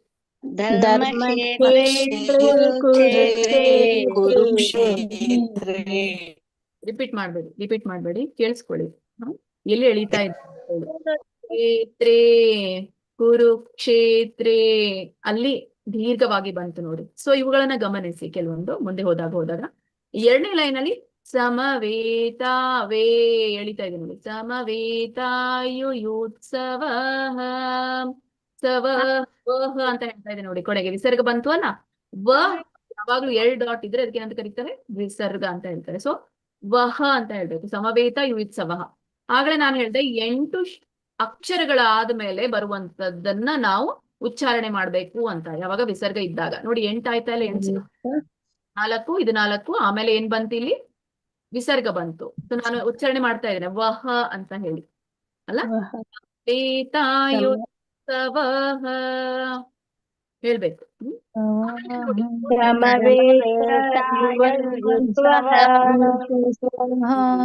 ಆಮೇಲೆ ಪಾಂಡೈವಶ್ಚೈವ. ಮ್ಯೂಟ್ ಮಾಡ್ಕೊಳ್ಳಿ ಮಾತಾಜಿ, ಮ್ಯೂಟ್ ಮಾಡ್ಕೊಳ್ಳಿ. ಮಾತಾಜಿ ಹರೇ ಕೃಷ್ಣ. ಈಗ ಯಾರು 1 ನಂಬರ್ ಅಂತ ಅವ್ರಿಗೆ ಹೇಳಲಿಕ್ಕೆ ಹೇಳಿದೆ ಅಲ್ಲ ಮಾತಾಜಿ, ಎಲ್ರು ಮ್ಯೂಟ್ ಅಲ್ಲಿ ಇದ್ಕೊಂಡು ಅವ್ರು ಹಾಗೆ ಹೇಳಿ, ಇವ್ರು ಒಬ್ರಿಗೆ ಮಾತ್ರ ಅವಕಾಶ ಕೊಡಿ ಮಾತಾಜಿ. ಹರೇ ಕೃಷ್ಣ. ಫಸ್ಟ್ ಹಾಗೆ ಆಗ್ಬೇಕು ಒಬ್ಬರಿಗೇನೆ, ಇಲ್ಲಾಂದ್ರೆ ಎಲ್ಲರೂ ನೀವು ಹೇಳ್ಬಿಟ್ರೆ ಕೇಳಿಸ್ಕೊಂಡು ಹೇಳೋದಿಲ್ಲ. ಕಲಿಯಕ್ ಆಗಲ್ಲ ಮತ್ತೆ. ಫಸ್ಟ್ ಒಬ್ರು ಏನ್ ಮಾಡಿ ಅನ್ಮ್ಯೂಟ್ ಮಾಡ್ಕೊಂಡು ಹೇಳಿ, ಆಮೇಲೆ ಉಳಿದವ್ರು ಬೇಕಂದ್ರೆ ನಾವು ಜಾಯಿಂಟ್ ಆಗಿ ಎಲ್ರು ಕೂಡ ಹೇಳುವ, ಮತ್ ಎಲ್ರಿಗೂ ಅವಕಾಶ ಸಿಗುತ್ತೆ. ಒಮ್ಮೆ ಎಲ್ರು ಕೂಡ ಅನ್ಮ್ಯೂಟ್ ಮಾಡ್ಕೋಬೇಡಿ. ನಾನು ಯಾವಾಗ ಎಲ್ಲರಿಗೂ ಅನ್ಮ್ಯೂಟ್ ಮಾಡ್ಕೊಳಿಕ್ ಹೇಳ್ತೇನೆ ಅವಾಗ ಅನ್ಮ್ಯೂಟ್ ಮಾಡ್ಕೊಳ್ಳಿ. ಈಗ ನೋಡಿ, ಹರೇ ಕೃಷ್ಣ ಮಾತಾಜಿ ನೀವು ಅರ್ಥ ಏನು ಹೇಳಲ್ಲ ಮಾತಾಜಿ, ಅಂದ್ರೆ ಶ್ಲೋಕದ ಅರ್ಥ ಹೇಳ್ತಾರ ಮಾತಾಜಿ? ಇದು ಪ್ರೀವಿಯಸ್ ಕ್ಲಾಸ್ ಅಲ್ಲಿ ಹೇಳಿದ್ರ? ಮಾತಾಜಿ ಹೇಳ್ತಾ ಇತ್ತು. ಪ್ರೀವಿಯಸ್ ಕ್ಲಾಸ್ ಅಲ್ಲಿ ಶ್ಲೋಕದ ಅರ್ಥನೂ ಹೇಳೋರು, ಆಮೇಲೆ ಭಾವಾರ್ಥನೂ ಹೇಳ್ತಾ ಇದ್ರು ಮಾತಾಜಿ. ಅನುವಾದ ಮಾತಾಜಿ, ಅನುವಾದ ಮತ್ತೆ ಅರ್ಥ ಹೇಳ್ತಿದ್ರು ಮಾತಾಜಿ. ಅದೇ ಅನುವಾದ ಮತ್ತೆ ಅರ್ಥ ಹೇಳ್ತಾ ಇದ್ರು ಮಾತಾಜಿ. ಓಕೆ, ನಾನ್ ಕನ್ಫರ್ಮ್ ಮಾಡ್ಕೊಳ್ತೇನೆ ಮಾತಾಜಿ, ಯಾಕಂದ್ರೆ ಇದನ್ನ ನಮ್ಗೆ ಏನ್ ಹೇಳ್ತಾರೋ ಅದನ್ನೇ ನಾವು ಮಾಡುವಂತದ್ದು. ನಮ್ಗೆ ಶ್ಲೋಕ ಕ್ಲಾಸ್ ಅಂತ ಹೇಳ್ತಾರೆ, ಬಟ್ ಅದು ಹೇಳಿದ್ರೆ ತುಂಬಾ ಒಳ್ಳೇದು, ಸಮಸ್ಯೆ ಇಲ್ಲ. ಹರೇ ಕೃಷ್ಣ ಮಾತಾಜಿ ಹೇಳ್ತಾ ಇದ್ದೆ. ಹರೇ ಕೃಷ್ಣ. ಹಾ ಮಾತಾಜಿ ಹೇಳ್ತಾ ಇದ್ರ? ಹೇಳ್ತಾ ಇದ್ರು ಮಾತಾಜಿ. ಸರಿ, ತಿಳ್ಕೊಂಡ್ಮೇಲೆ ಅವಾಗ ನಮ್ಗೆ ಅರ್ಥ ಆಗೋದಕ್ಕೂ ತುಂಬಾ ಹೆಲ್ಪ್ ಆಗುತ್ತೆ ಮಾತಾಜಿ, ಅಂದ್ರೆ ಶ್ಲೋಕದ ಜೊತೆ ಅದು ಅರ್ಥನೂ ಹೇಳಿದ್ರೆ. ಅಲ್ಲಿ ಯಾರು ಅನುವಾದ ನೀವೇ ಓದ್ತಿದ್ರ ಅಥವಾ ಕೇವಲ ವಿವರಣೆ ಅಷ್ಟ ಇರ್ತಿತ್ತ? ಮಾತಾಜಿ ಓದ್ತಾರೆ ಮಾತಾಜಿ ಅವರೇ, ಶ್ಲೋಕ ಮಾತ್ರ ಒಂದ್ 3 ಸಲ ಅವ್ರು ಹೇಳ್ಕೊಟ್ಬಿಟ್ಟು ಆಮೇಲೆ ನಮ್ಗೆ ಅನುವಾದ ಏನು ಓದಲ್ಲ, ಬಟ್ ಅದ್ರ ಅರ್ಥ ಮಾತ್ರ ನಾನು ಹೇಳ್ತೇನೆ. ಓಕೆ ಮಾತಾಜಿ. ಅದ್ರ ಅರ್ಥ ಏನು, ಶ್ಲೋಕದಲ್ಲಿ ಅರ್ಥ ಇದೆಯೋ ಅದನ್ನ ಹೇಳುವ. ಓಕೆ, ಮ್ಯೂಟ್ ಮಾಡ್ಕೊಳ್ಳಿ. ಈಗ ಮಾಮ ಕಾಹ ಅಲ್ಲಿ ನೋಡಿ ವಿಸರ್ಗ ಇದೆ, ಬಂದಾಗ ಈಗ ನಾವು ಹೇಳಿದ್ವಲ್ಲ, ಕಾಹ ಕಾ ಇದ್ರೆ ವಿಸರ್ಗ ಇದ್ರೆ ಕಾಹ ಹಾ ಬರುತ್ತೆ ಅಂತ ಹೇಳಿ. ಆದ್ರೆ ಇಲ್ಲಿ ಬರಲ್ಲ, ಯಾಕಂದ್ರೆ ನಮ್ದು ಇಲ್ಲಿ ಏನಾಗಿಲ್ಲ, 8 ಪದಗಳಾಗಿಲ್ಲ. 8 ಆದ್ಮೇಲೆ ಬರುವಂತದ್ದು ಈ ಅನುಷ್ಠುಪ ಛಂದಸ್ಸು ಅಂತ. ಹಾಗಾಗಿ ಇದೆಲ್ಲ ಕೂಡಿನೇ ಹೇಳ್ಬೇಕು. ಮಾಮ ಕಃ ಪಾಂಡವಾಶ್ಚೈವ ಎಲ್ಲ ಕೂಡಿ ಬರುತ್ತೆ. ಇಲ್ಲಿ ನಿಮ್ಗೆ ಬ್ರೇಕ್ ಇರ್ಬೋದು, ಬಟ್ ಬ್ರೇಕ್ ಪಾಂಡವಾಶ್ಚೈವ ಅಲ್ಲಿ ಸ್ಲೈಟ್ ಆಗಿ ಹ ಬರುತ್ತೆ, ಬಟ್ ಇಲ್ಲಿ ಹೇಗೆ ನಾವು ಉತ್ಸವದಲ್ಲಿ ಹೇಳ್ತೀವಲ್ಲ ವಹ ಅಂತ ಹೇಳಿ ಆಮ್, ಆ, ಏನು ದೀರ್ಘವಾಗಿ ಪ್ರೊನೌನ್ಸ್ ಮಾಡ್ತೇವೆ ಹ ಅಂತ, ಹಾಗೆ ಬರಲ್ಲ. ಮಾಮ ಪಾಂಡವಾಶ್ಚೈವ ಹೀಗೆ ಬರುತ್ತೆ. ಯೂಶ್ವಲಿ ಎಲ್ಲನೂ ಕೂಡ ಮಧ್ಯದಲ್ಲಿ ಇರುವಂತಹ ವಿಸರ್ಗಗಳು ಪೂರ್ಣ ರೀತಿಯಾಗಿ ಹದ ಉಚ್ಚಾರಣೆ ಆಗೋದಿಲ್ಲ. ಕೇವಲ 8 ಅಕ್ಷರಗಳಾದ ಮೇಲೆನೆ ಹದ ಉಚ್ಚಾರಣೆ ಆ ಸ್ಪಷ್ಟವಾಗಿ ಆಗತ್ತೆ. ನೆನ್ಪಿಟ್ಕೊಳ್ಳಿ, 8 ಅಕ್ಷರಗಳಾದ್ಮೇಲೆ ಹದ ಉಚ್ಚಾರಣೆ ಸ್ಪಷ್ಟವಾಗಿ ಆಗತ್ತೆ. 8 ಪದಗಳ ಮಧ್ಯೆ ಏನಾದ್ರೂ ವಿಸರ್ಗ ಬಂದ್ರೆ ಅಲ್ಲಿ ಹದ ಉಚ್ಚಾರಣೆ ಆಗೋದಿಲ್ಲ. ಇದು ಒಂದು ಸಂಸ್ಕೃತದ ನಿಯಮ. ಸರಿ, ಆಮೇಲೆ ಹಿಮಪೂರ್ವತ ಸಂಜೆ. ಓಕೆ ಸರ್, ಈಗ ಮೂರನೇದು ಯಾರೆಲ್ಲ ಇದನ್ನ ಸ್ಪಷ್ಟವಾಗಿ ಓದ್ತಿರೋ ಅವರು ಮೂರನೇ ಒಂದು ಲೆವೆಲ್ ನಲ್ಲಿ ಇರೋರು ಅವರು ಈ ಶ್ಲೋಕವನ್ನ ಹೇಳ್ಬಹುದು. ಯಾರು ನಾನು ಮ್ಯೂಟ್ ಮಾಡ್ತೀರಾ ನೋಡಿ ಮಾತಾಡಿ. 3 ಅಂತ ಹಾಕಿದವ್ರನ್ನ ಮಾರು ಹಾಕಿಲ್ಲ ಮಾತಾಜಿ, 2 ಹಾಕಿದ್ದಾರೆ. 2 ಮಾಡ್ತೀನಿ ಮಾತಾಜಿ. 2 ಹಾ ಮಾಡಿ. ನರ್ಮದಾ ಮಾತಾಜಿ, ಹರೇ ಕೃಷ್ಣ. ಹರೇ ಕೃಷ್ಣ. ಹೇಳಿ ಮಾತಾಡಿ. ಧರ್ಮಕ್ಷೇತ್ರೇ ಕುರುಕ್ಷೇತ್ರೇ ಸಮವೇತಾಯುಯೋತ್ಸವಃ ಹರೇ ಕೃಷ್ಣ ಮಾತಾಜಿ. ಮಾಮಕಃ ಪಾಂಡವಶ್ಚೈವ ಕಿಮ ಕುರ್ವತ ಸಂಜಯ. ಹರೇ ಕೃಷ್ಣ. ನೀವು ಇದ್ರಲ್ಲಿ ಹಾಕ್ಬೇಡಿ, ಚಾಟ್ ಬಾಕ್ಸ್ ಅಲ್ಲಿ ಹಾಕಿದ್ರೆ ಅದನ್ನ ಯಾರು ನೋಡಲ್ಲ. ನಿಮ್ಮ ರೀನೇಮ್ ಮಾಡ್ಕೊಳ್ಬೇಕು. ನಿಮ್ಮ ಹೆಸರು ಹಿಂದ್ಗಡೆ ಅಂದ್ರೆ ನಿಮ್ಮ ಹೆಸರು ಬರುತ್ತಲ್ಲ, ಈಗ ಬಸಮ್ಮ ಅಂತ ಇದೆ, ಬಸಮ್ಮ ಬರೆಯೋಕ್ಕಿಂತ ಮುಂಚೆ ಬರುತ್ತೆ ಶ್ರೀ ಬಸಮ್ಮ. ಸೊ ಹೀಗೆ ಹಾಗೆ ನೀವು ಚೇಂಜ್ ಮಾಡ್ಕೊಳ್ಳಿ, ರೀನೇಮ್ ಅಂತ ಬರುತ್ತೆ ನೋಡಿ. ಇರ್ಲಿ ಬಿಡಿ ಮಾತಾಜಿ, ಹೇಳ್ತೀನಿ. ನೋಡಿ ಅವ್ರ ಚಾಟ್ ಅಲ್ಲಿ ಹಾಕ್ತಾ ಇದಾರ ನಂಗೆ ಗೊತ್ತಿಲ್ಲ. ಹೇಳ್ತೀನಿ ಮಾತಾಜಿ, ಚಾಟ್ ಅಲ್ಲಿ ಹಾಕಿ ಅದೇ ಹೇಳ್ತೀನಿ. ಯಾಕಂದ್ರೆ ಅವ್ರಿಗೆ ಮತ್ತೆ ಅಲ್ಲಿ ಹೋಗಿ ಮಾಡಕ್ ತೊಂದ್ರೆ ಆಗುತ್ತೆ. ನೋಡಿ ಮತ್ತೆ ಚಾಟ್ ಬಾಕ್ಸ್ ಅಲ್ಲಿ ಹಾಕ್ತಾ ಇದ್ದಾರೆ ನಿಮ್ಗೆ ಗೊತ್ತಾಗ್ತದೆ. ಹರೇ ಕೃಷ್ಣ. ನೀವು ಯಾರು ಹೇಳಿದ್ರಿ ಮಾತಾಜಿ? ನರ್ಮದಾ ಶ್ರೀನಿವಾಸ. ನರ್ಮದಾ ಮಾತಾಜಿ.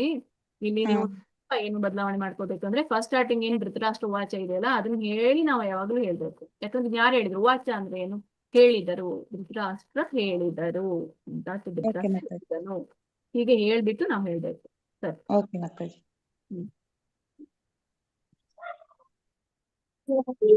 ಇನ್ನೊಮ್ಮೆ ಹೇಳಿ.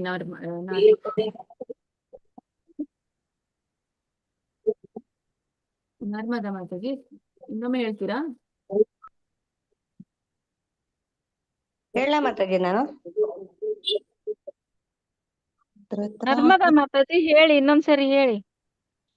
ಧೃತರಾಷ್ಟ್ರೋವಾಚ ಧರ್ಮಕ್ಷೇತ್ರೇ ಕುರುಕ್ಷೇತ್ರೇ ಸಮವೇತಾಯುಯೋತ್ಸವಃ ಮಾಮಕಃ ಪಾಂಡವಾಶ್ಚೈವ ಕಿಮ ಕುರ್ವತ ಸಂಜಯ. ಸ್ವಲ್ಪ ನಿಮ್ದು ಬದಲಾವಣೆ ಆಗ್ಬೇಕು ಮಾತಾಜಿ. ನೀನು ಕೇಳ್ಕೊಳ್ಳಿ.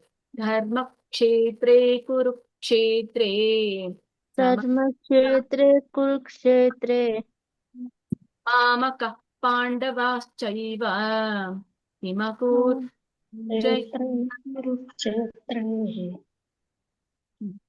ಇನ್ನ ಉಳ್ದವ್ರು ಯಾರು ನೋಡಿ ಮಾತಾಜಿ.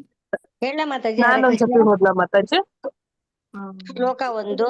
ಧೃತರಾಷ್ಟ್ರೋವಾಚ ಧರ್ಮಕ್ಷೇತ್ರೇ ಕುರುಕ್ಷೇತ್ರೇ ಸಮವೇತಾಯುಯೋತ್ಸವಃ ಮಾಮಕಃ ಪಾಂಡವಶ್ಚೈವ ಕಿಮ ಕುರ್ವತ ಸಂಜಯ. ಸರಿ, ಇಲ್ಲಿ ಏನಾದ್ರು ನಿಮ್ಗೆ ಗೊಂದಲ ಇದ್ರೆ, ಯಾವ್ದು ಪ್ರೊನೌನ್ಸಿಯೇಷನ್ ಬರ್ದೇ ಇದ್ರೆ ಕೇಳ್ಕೊಳ್ಳಿ, ನಾವು ಇಲ್ಲಿ ಮುಂದೆ ಹೋಗೋಣ. ಯಾರಿಗಾದ್ರೂ ಇದ್ರೆ ಅಥವಾ ಇನ್ನೊಂದ್ಸಲಿ ಯಾರಾದ್ರೂ ಹೇಳೋರಿದ್ರೆ ಹೇಳಿ. ಮಾತಾಜಿ ನಾ ಹೇಳ ಮಾತಾಜಿ. ಮಾತಾಜಿ ದೀಕ್ಷಾ ಮಾತಾಜಿ. ದೀಕ್ಷಾ ಮಾತಾಜಿ ಅಂದ್ರೆ ಇನ್ನೂ ಇದಾರೆ ಮಾತಾಜಿ, ಅವ್ರ ಆದ್ಮೇಲೆ ಹೇಳಿ. ಆಯ್ತು ಬಸಮ್ಮ ಮಾತಾಜಿ ಹೇಳಿ. ಮಾತಾಜಿ ಹೇಳ್ತೇನ್ರಿ. ಹಾ. ಶ್ಲೋಕ 1 ರೀ. ಅನುವಾದ. ಧೃತರಾಷ್ಟ್ರನು ಹೇಳಿದನು, ಹೇ ಸಂಜಯನೇ, ಧರ್ಮದ ತಾಣವಾದ ಕುರುಕ್ಷೇತ್ರದಲ್ಲಿ ಯುದ್ಧ ಮಾಡಲು ನೆರೆದ ನನ್ನವರು ಮತ್ತು ಪಾಂಡವರು ಏನು ಮಾಡಿದರು? ಧೃತರಾಷ್ಟ್ರ ಉವಾಚ ಧರ್ಮಕ್ಷೇತ್ರೇ ಕುರುಕ್ಷೇತ್ರೇ ಸಮವೇತಾಯುಸ್ತವ ಮಾಮಕಃ ಪಾಂಡವಾಶ್ಚೈವ ಕಿಮ ಕುರ್ವತ ಸಂಜಯ. ಹಿಮಪೂರ್ವತ. ಹರೇ ಕೃಷ್ಣ ಮಾತಾಜಿ. ನಾನು ಚಲುವಮ್ಮ ಮಾತಾಜಿ, ಹರೇ ಕೃಷ್ಣ. ಚಲುವಮ್ಮ ಮಾತಾಜಿ ಇರ್ಲಿ ಮಾತಾಜಿ, ನಾನ್ ಕರೆಯವರೆಗೂ ಹೇಳ್ಬೇಡಿ ಮಾತಾಜಿ. ಹರೇ ಕೃಷ್ಣ ಮಾತಾಜಿ. ಹಾ ಹೇಳಿ. ಧೃತರಾಷ್ಟ್ರ ಉವಾಚ ಧರ್ಮಕ್ಷೇತ್ರೇ ಕುರುಕ್ಷೇತ್ರೇ ಸಮವೇತಾಯುಯುಸ್ತವ ಮಮ ಕಾಹ ಪಾಂಡವಾಶ್ಚೈವ ಕಿಮಕುರ್ವತ ಸಂಜಯ. ಮಾಮಕ. ಅಲ್ಲಿ ನೀವು ಒಮ್ಮೆ ಹೇಳಿ ಸುಮ್ನೆ ಇರ್ಬೇಡಿ, ನಾನು ಒಂದು ಫೀಡ್ಬ್ಯಾಕ್ ಕೊಡ್ತಾ ಇರ್ತೇನೆ. ಈಗ ಏನ್ ಹೇಳಿದ್ರಲ್ಲ ಇವ್ರು ಮಾತಾಜಿ, ಯಾರು ಇವರು ಗೌರಮ್ಮನ ಯಾರು ಇವರು ನೋಡಿಲ್ಲ ನನ್ನ ಅವ್ರ ಹೆಸರನ್ನ. ಸೊ ಅವ್ರಿಗೆ ಹೇಳುವಾಗ ನಾನು ಫೀಡ್ಬ್ಯಾಕ್ ಕೊಡ್ತಾ ಇರ್ತೇನೆ, ಒಮ್ಮೆ ಇನ್ನೊಬ್ರು ಬರಬೇಡಿ. ಈಗ ನೋಡಿ ಅವರು ಮಮಕ ಅಂತ ಹೇಳಿದ್ರು, ಮಾಮಕ ಪಾಂಡವ ಅಷ್ಟೇ ಆಗ್ಬೇಕು. ಮತ್ತೆ ಕಿಮಕೂರ್ವತ ಸಂಜೆ, ಕಿಮಕೂರ್ವತೆ ಅಂತ ಹೇಳಿವಂಗಿಲ್ಲ, ಅಲ್ಲಿ ದೊಡ್ಡ ಕೂ ಇಲ್ಲ, ಸಣ್ಣ ಕೂ ಇದೆ. ಓಕೆ, ಕಿಮಕೂರ್ವತ ಸಂಜಯ, ಕಿಮಕೂರ್ವತ ಸಂಜಯ. ಸೊ ದೀರ್ಘವಾಗಿ ಎಲ್ಲಿ ಹೇಳ್ಬೇಕು, ಅಲ್ಪವಾಗಿ ಎಲ್ಲಿ ಹೇಳ್ಬೇಕು ಅನ್ನೋದು ಗಮನ ಇರಲಿ. ಓಕೆ, ನಾವು ಮುಂದಿನ ಒಂದು ಶ್ಲೋಕಕ್ಕೆ ಹೋಗೋಣ. ಎಲ್ಲರೂ ಕೂಡ ಇದ್ರದ್ದು ನೀವು ರಿವಿಷನ್ ಮಾಡ್ಕೊಳ್ಳಿ. ನಾನು ನಿಮ್ಗೆ ಇದ್ರದ್ದು ರೆಕಾರ್ಡಿಂಗ್ ಕೂಡ ಕೇಳ್ಕೊಂಡು ನಾನು ಕಳಿಸ್ತೇನೆ ಗ್ರೂಪ್ ಅಲ್ಲಿ. ಇನ್ನೊಮ್ಮೆ ನಾನು ಹೇಳ್ತೇನೆ. ಧೃತರಾಷ್ಟ್ರ ಉವಾಚ ಧರ್ಮಕ್ಷೇತ್ರೇ ಕುರುಕ್ಷೇತ್ರೇ ಸಮವೇತಾಯುಯುತ್ಸವಃ ಮಾಮಕ ಪಾಂಡವಾಶ್ಚೈವ ಕಿಮಕುರ್ವತ ಸಂಜಯ. ಇದರಲ್ಲಿ ಏನ್ ಹೇಳ್ತಾರೆ ಅಂದ್ರೆ, ಧೃತರಾಷ್ಟ್ರ ಹೇಳ್ತಾ ಇದ್ದಾನೆ ಯಾರಿಗೆ, ಸಂಜಯನಿಗೆ ಹೇಳ್ತಾ ಇದ್ದಾನೆ. ಯಾಕೆಂದ್ರೆ ಈ ಯುದ್ಧ ಭೂಮಿಯಲ್ಲಿ ಫಸ್ಟ್ ಕಾನ್ವರ್ಸೇಷನ್, ಸಂವಾದ ನಡೆದಿರೋದೇ ಇವರಿಬ್ಬರದ್ದು. ಏನ್ ಕೇಳ್ತಾನೆ ಅಂದ್ರೆ, ಧರ್ಮಕ್ಷೇತ್ರೇ ಕುರುಕ್ಷೇತ್ರ ಸಮವೇತಾಯುತ್ಸವ ಮಾಮಕಾಹ. ಮಾಮಕ ಅಂತಂದ್ರೆ ಏನು, ನನ್ನವರು ಅಂತ ಹೇಳಿ, ನನ್ನ ಪುತ್ರರು. ಯಾರು, ಧೃತರಾಷ್ಟ್ರನ ಪುತ್ರರು ಯಾರು, ಕೌರವರು. ಸೊ ನನ್ನ ಪುತ್ರರು ಮತ್ತೆ ಪಾಂಡವಾಶ್ಚೈವ. ಪಾಂಡವಾಶ್ಚೈವ ಅಂದ್ರೆ ಪಾಂಡವರು ಅಂತ ಹೇಳಿ, ಪಾಂಡವಾಹ, ಪಾಂಡವಾಚ ಏವ ಅಂತ ಹೇಳಿ ಕರೀತಾರೆ ಅದಕ್ಕೆ. ನನ್ನ ಮಕ್ಕಳು ಅಂದ್ರೆ ಕೌರವರು ಮತ್ತೆ ಪಾಂಡವಿನ ಮಕ್ಕಳು, ಅವರಿಬ್ರು ಯುದ್ಧ ಭೂಮಿಯಲ್ಲಿ ಸೇರ್ಕೊಂಡು ಏನ್ ಮಾಡಿದ್ರು ಅಂತ ಹೇಳಿ ಕೇಳ್ತಾ ಇದ್ದಾನೆ. ಯಾರು, ಧೃತರಾಷ್ಟ್ರ.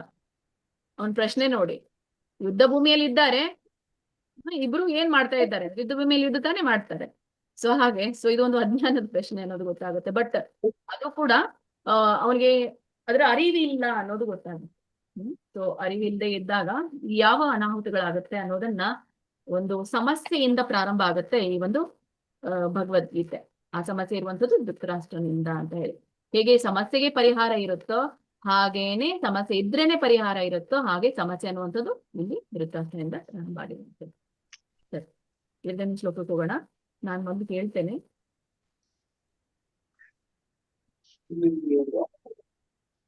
ಸಂಜಯ ಅಂತಂದ್ರೆ, ಸಂಜಯ ಯಾರು ಅಂತಂದ್ರೆ ಧೃತರಾಷ್ಟ್ರನ ಸಾರಥಿ, ಮತ್ತೆ ಜೊತೆಗೆ ಅವನ ಗೆಳೆಯೂ ಕೂಡ, ಅವನ ಸೇವಕನೂ ಕೂಡ, ಎಲ್ಲನೂ ಆಗಿದ್ದ.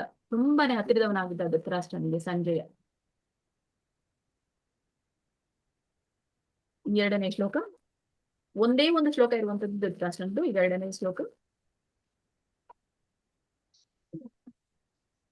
ಹೇಳ್ಬೇಡಿ, ನಾನು ಪೂರ್ಣ ಹೇಳ್ತೇನೆ, ಕೇಳಿಸ್ಕೊಳ್ಳಿ.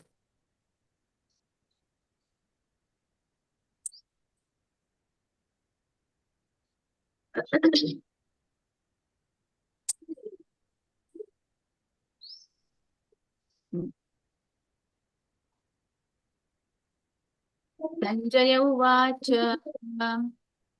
ದೃಷ್ಟ್ವಾ ತು ಪಾಂಡವಾನೀಕಂ ವ್ಯೂಢಂ ದುರ್ಯೋಧನಸ್ತದಾ ಆಚಾರ್ಯಂ ಉಪಸಂಗಮ್ಯ ರಾಜಾ ವಚನಮಬ್ರವೀತ್. ಅವಾಗ್ಲೇ ನಾನು ನಿಮ್ಗೆ ಹೇಳ್ದೆ, ಪದಗಳ ವಿಭಾಗೀಕರಣ ಅಂತ ಹೇಳ್ದೆ. ಸೊ ಇಲ್ಲಿ ನೋಡಿ, ಆಚಾರ್ಯಂ ಉಪಸಂಗಮ್ಯ ಅಂತ ಕರೀತಾರೆ. ಇಲ್ಲಿ ನೋಡಿ ಬ್ರೇಕ್ ಆಯ್ತು. ಆಚಾರ್ಯಂ ಅಂ ಆಯ್ತು, ಮೂ ಅಂತೀವಲ್ಲ, ಮೂ ಅಂದಾಗ ಊ ಬಂತು ಅಲ್ಲಿ, ಮ ಪ್ಲಸ್ ಉ, ಮೂ. ಹಾಗಾಗಿ ಆಚಾರ್ಯಂ ಅನ್ಬೇಕು, ಮುಂದೆ ಉಪಸಂಗಮ್ಯ ಹೀಗೆ ಬರುತ್ತೆ. ಆಚಾರ್ಯಂ ಉಪಸಂಗಮ್ಯ. ಒಂದ್ ವೇಳೆ ನಿಮ್ಗೆ ಬೇಡಪ್ಪ ನಾನೇನ್ ಬ್ರೇಕ್ ಮಾಡಲ್ಲ ಅಂದ್ರೆ ಆಚಾರ್ಯಂ ಉಪಸಂಗಮ್ಯ. ಸೊ ಕೂಡಿ ಹೇಳಿದ್ರು ಬರುತ್ತೆ, ನೀವು ಬ್ರೇಕ್ ಮಾಡಿದ್ರು ಬರುತ್ತೆ. ಸೊ ಹೀಗೆ ಇಲ್ಲಿ ಇಲ್ಲಿ ಪದಗಳನ್ನ ಜೋಡಿಸಲಾಗಿರುತ್ತೆ. ಆಮೇಲೆ ಇಲ್ಲಿ ಕೂಡ ಇದೆ, ರಾಜ ವಚನಂ ಅಬ್ರವೀತ್ ಅಂತ ಹಿಂಗೆ ಇದೆ ಇನ್ನೊಂದು.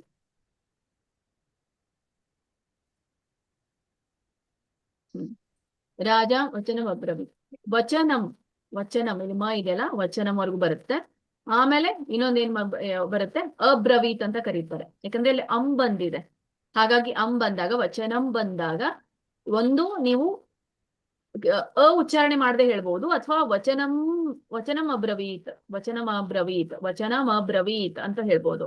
ವಚನಂ ಅಬ್ರವೀತ್ ಅಥವಾ ವಚನಂ ಅಬ್ರವೀತ್ ಅಂತಾನು ಕೂಡ ಹೇಳ್ಬೋದು. ಸೊ ಬ್ರೇಕ್ ಆಗುತ್ತೆ. ವಚನಂ ಬ್ರವೀತ್, ವಚನಂ ಬಂತಲ್ಲ ಅಲ್ಲಿ, ಹಾಗಾಗಿ ಅಬ್ರವೀತ್ ಅಂತ ಹೇಳಿ ಬರುತ್ತೆ.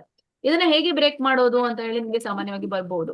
ಈಗ ನೀವು ಹೇಳ್ಕೊಟ್ಟಿದ್ದೀರಾ, ನನಗೆ ಬ್ರೇಕ್ ಮಾಡ್ಲಿಕ್ಕೆ ಬರುತ್ತೆ, ಬಟ್ ನಾನು ಬೇರೆ ಯಾವ್ದೋ ಶ್ಲೋಕ ಓದುವಾಗ ನನಗೆ ಗೊತ್ತಾಗಲ್ಲ ಅಂತ ಹೇಳಿದಾಗ, ಸೊ ಅದಕ್ಕೊಂದು ಸಂಸ್ಕೃತದಲ್ಲಿ ಒಂದು ಸಂಯೋಜನೆ ಇರುತ್ತೆ.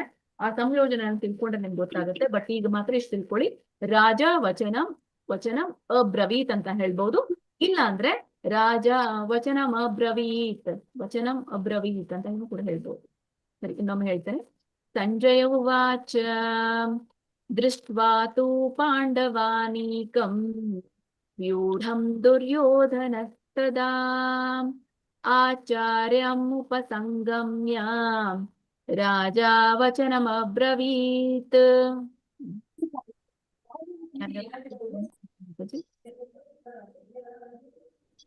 ಒಂದು ನಂಬರ್ ಇದ್ದವ್ರಿಗೆ ಅನ್ಬೇಕು. ಮತ್ ಮಾಡಿದಾರ ಮಾತಾಜಿ? ಮಾಡಿಲ್ಲ, ಅವರು ಹಳೆದರೇ ಇದ್ದಾರೆ. ಇದ್ದಾರೆ. ಮತ್ತೆ ಯಾರಿಲ್ವಾ? ಹೇಳ್ದೆ ಇರೋರು ಯಾರಿಲ್ವಾ? ಸುನೀತಾ ಮಾತಾಜಿ, ಹರೇ ಕೃಷ್ಣ. ನಾನೇ ಇಲ್ಲ ಮಾತಾಜಿ. ಸುನೀತಾ ಮಾತಾಜಿ ಹೇಳಿ. ಒಂದು ಅಂತ ಮಾಡಿ. ಸುನೀತಾ ಮಾತಾಜಿ ಹೇಳಿ. ಮಾತಾಜಿ ಸುನೀತಾ ಶ್ಲೋಕ ಆದ್ಮೇಲೆ ಒಂದು ಭಾವಾರ್ಥ ಹೇಳಲ್ವಾ ಮಾತಾಜಿ? ಮಾತಾಜಿ ಎರಡನೇದು ಓದ್ಲಾ ಮಾತಾಜಿ? ಹೌದು ಮಾತಾಜಿ. ಸುನೀತಾ ಮಾತಾಜಿನ ಮಾತಾಜಿ. ಹೇಳಿ. ಸಂಜಯ ಉವಾಚ ದೃಷ್ಟ್ವಾ ತು ಪಾಂಡವಾನೀಕಂ ವ್ಯೂಢಂ ದುರ್ಯೋಧನಸ್ತದಾ ಆಚಾರ್ಯಮುಪಸಂಗಮ್ಯ ರಾಜ ವಚನಮಬ್ರವೀತ್. ಹರೇ ಕೃಷ್ಣ ರೇಖಾ ಮಾತಾಜಿ. ಮಾತಾಜಿ, ಹರೇ ಕೃಷ್ಣ. ಹರೇ ಕೃಷ್ಣ ಮಾತಾಜಿ. ಹೇಳಿ. ಸಂಜಯ ಉವಾಚ ದೃಷ್ಟ್ವಾ ತು ಪಾಂಡವನೀಕಂ ವ್ಯೂಢಂ ದುರ್ಯೋಧನಸ್ತದಾ ಆಚಾರ್ಯಮುಪಸಂಗಂ ರಾಜ ವಚನಾಬ್ರವೀತ್. ಹೇಳಿ ಮಾತಾಜಿ ನೀವು. ದೃಷ್ಟ್ವಾತು ಪಾಂಡವಾನೀಕಂ, ಅಲ್ಲಿ ನೀವು ವಾಣಿ ಹೇಳ್ಬೇಕು. ದುರ್ಯೋಧನ ಆಚಾರ್ಯ ಉಪಸಂಗ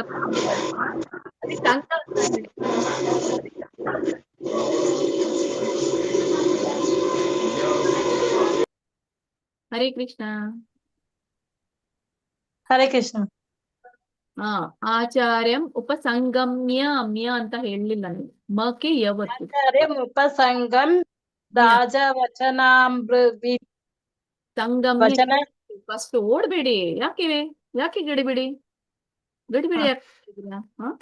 ಆಚಾರ್ಯಂ ಉಪಸಂಗಮ್ಯ ಹೇಳಿ. ಆಚಾರ್ಯಂ ಉಪಸಂಗಮ್ಯ ರಾಜ ವಚನಾಬ್ರವೀತ್. ವಚನಂ ಅಬ್ರವೀತ್. ರಾಜ ವಚನಾಬ್ರವೀತ್. ವ್ಯೂಢಂ ದುರ್ಯೋಧನಸ್ತದಾ ಆಚಾರ್ಯಮುಪಸಂಗಮ್ಯ ರಾಜ ವಚನಾಬ್ರವೀತ್. Very good. ಸರಿ, ಹಾಗೆ ಕಳ್ಕೊಳ್ಳಿ. ಮತ್ತೆ ಯಾರಾದ್ರೂ ಮಾತಾಜಿ ಇದು ಇದಾಗತ್ತೆ, ನೀವು ಆಲ್ಫಾಬೆಟಿಕ್ ವೈಸ್ ತಗೊಂಡ್ಬಿಡಿ. ಯಾರಾದ್ರೂ ಬರ್ಲಿ, ಫಸ್ಟ್ ಅಥವಾ ಬರ್ಲಿ, ಸೆಕೆಂಡ್ ಬರ್ಲಿ, ಥರ್ಡ್ ಬರ್ಲಿ. ಆಲ್ಫಾಬೆಟಿಕ್ ತಗೊಳ್ಳೆ ಅಥವಾ ಹ್ಯಾಂಡ್ ರೈಸ್ ಮಾಡಿ ತಗೊಳ್ಳೆ ಮಾತಾಜಿ? ಆಲ್ಫಾಬೆಟಿಕ್ ವೈಸ್ ತಗೊಳ್ಳಿ. ಹಾಗೆ ತಗೊಳ್ತಾ ಹೋಗ್ಬಿಡಿ, ಎಲ್ರಿಗೂ ಕೂಡ ಚಾನ್ಸ್ ಸಿಗುತ್ತೆ. ಅಂದ್ರೆ ಮೊದ್ಲೇನ್ ಮಾಡ್ತಿದ್ರ ಅಂದ್ರೆ ಅದು ಒಂದೇನೆ ಎಲ್ಲರೂ ಹೇಳ್ತಾ ಇದ್ರು ಮಾತಾಜಿ. ಫಸ್ಟ್ ಒಂದಾದ್ರೆ ಸೆಕೆಂಡ್ ಒಂದ್ ಹೇಳೋಣ, ಕರೆದ್ರೆ ಫಸ್ಟ್ ಹೇಳಿ. ಫಸ್ಟ್ ಪರ್ಫೆಕ್ಟ್, ಆಮೇಲೆ ಎಲ್ರು ಕೂಡ ಹೇಳೋಣ ಒಂದ್. ಆಯ್ತು ಮಾತಾಜಿ, ಹಾಗೆ ಹೇಳ್ತೀನಿ. ಚಿತ್ರ ಮಾತಾಜಿ, ಹರೇ ಕೃಷ್ಣ. ಹರೇ ಕೃಷ್ಣ ಮಾತಾಜಿ. ಹೇಳಿ ಮಾತಾಜಿ. ಸರಿ, ಸಂಜಯ ದೃಷ್ಟ್ವಾ ತು ಪಾಂಡವಾನೀಕಂ ವ್ಯೂಢಂ ದುರ್ಯೋಧನಸ್ತದಾ ಆಚಾರ್ಯಂ ಉಪಸಂಗಮ್ಯ ರಾಜಾ ವಚನಂ ಅಬ್ರವೀತ್. ಹರೇ ಕೃಷ್ಣ. ಈಗ ಮಾತಾಜಿ ಅವರು ಹೇಳಿದ್ರಲ್ಲ, ಅದೇ ತರ ನೀವು ಉಳಿದವರು ಕೂಡ ಇನ್ನೊಬ್ರನ್ನ ಅನ್ಮ್ಯೂಟ್ ಮಾಡಿ ಮಾತಾಡಿ ಒಂದ್ಸಲಿ ಹೇಳಿ, ಆಮೇಲೆ ಎಲ್ರು ಕೂಡ ಹೇಳಿ.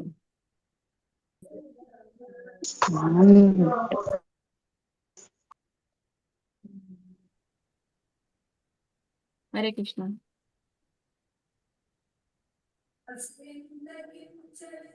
ಮ್ಯೂಟ್ ಮಾಡ್ತಾ ಇದ್ದೀರಾ ಮಾತಾಜಿ? ಹರೇ ಕೃಷ್ಣ ಮಾತಾಜಿ ಹೇಳ್ಬೇಕಾ? ಹಾ ಹೇಳಿ. ಸಂಜಯ ಉವಾಚ ದೃಷ್ಟ್ವಾ ತು ಪಾಂಡವಾನೀಕಂ ವ್ಯೂಢಂ ದುರ್ಯೋಧನಸ್ತದಾ ಆಚಾರ್ಯಮುಪಸಂಗಮ್ಯ ರಾಜಾ ವಚನಮಬ್ರವೀತ್. ಹರೇ ಕೃಷ್ಣ. ನಾನೊಂದ್ಸತಿ ಟ್ರೈ ಮಾಡ್ಲಾ ಮಾತಾಜಿ? ಈಗ ಚೈತನ್ಯ ಮಾತಾಜಿ ಅಂತ ಹೇಳಿದ್ರಲ್ಲ, ಇವರು ಫ್ಲೋ ಸ್ಲೋ ಆಗಿತ್ತು. ನೀವು ಎಷ್ಟು ಸ್ಲೋ ಆಗಿ ಹೇಳ್ತೀರೋ ಅಷ್ಟು ನಿಮ್ದು ಕನ್ಸಿಸ್ಟೆನ್ಸಿ ಬರುತ್ತೆ. ಯಾರು ಹೇಳಿ? ದೀಕ್ಷಾ ಮಾತಾಜಿ ಹೇಳ್ತೀನಿ. ಸಂಜಯ ಉವಾಚ ದೃಷ್ಟಾವತು ಪಾಂಡವಾನಿಕಂ ವ್ಯೂಢಂ ದುರ್ಯೋಧನಸ್ತದಾ ಆಚಾರ್ಯಮುಪಸಂಗಮ್ಯ ರಾಜಾ ವಚನಂ ಬ್ರವೀತ್. ವಚನಂ ಅಬ್ರವೀತ್. ವಚನಂ ಅಂತ ಹೇಳಿದ್ರೆ ಅಲ್ಲಿ ಅಬ್ರವೀತ್ ಬರುತ್ತೆ. ವಚನಂ ಅಬ್ರವೀತ್ ಹೇಳಿದ್ರೆ ಅಲ್ಲಿ ಫುಲ್ ಸ್ಟಾಪ್ ಕೊಡ್ಲಿಲ್ಲ ಅಂತಂದ್ರೆ ಕೂಡಿ ಬರುತ್ತೆ. ವಚನಂ ಅಬ್ರವೀತ್. ಈಗ ಎಲ್ರು ಕೂಡಿ ಹೇಳೋಣ. ನಾನ್ ಹೇಳ್ತೇನೆ, ಆಮೇಲೆ ನೀವ್ ಹೇಳಿ. ಒಂದ್ ಲೈನ್ ನಾನ್ ಹೇಳ್ತೇನೆ, ಆಮೇಲೆ ಎರಡನೇ ಲೈನ್ ನೀವೆಲ್ರು ಕೂಡ್ಕೊಂಡು ಹೇಳ್ಬೋದು. ಓಕೆ, ಬಟ್ ಒಂದೇ ಟೈಮ್ ಅಲ್ಲಿ ಹೇಳಿ, ವೇಟ್ ಮಾಡಿ. ಸರಿ. ಸಂಜಯ ಉವಾಚ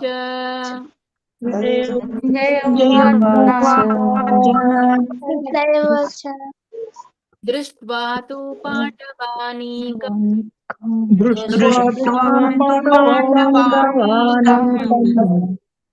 ವ್ಯೂಢಂ ದುರ್ಯೋಧನಸ್ತದಾ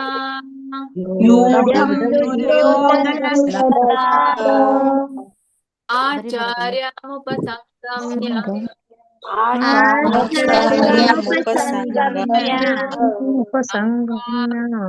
ಬ್ರವೀತ್.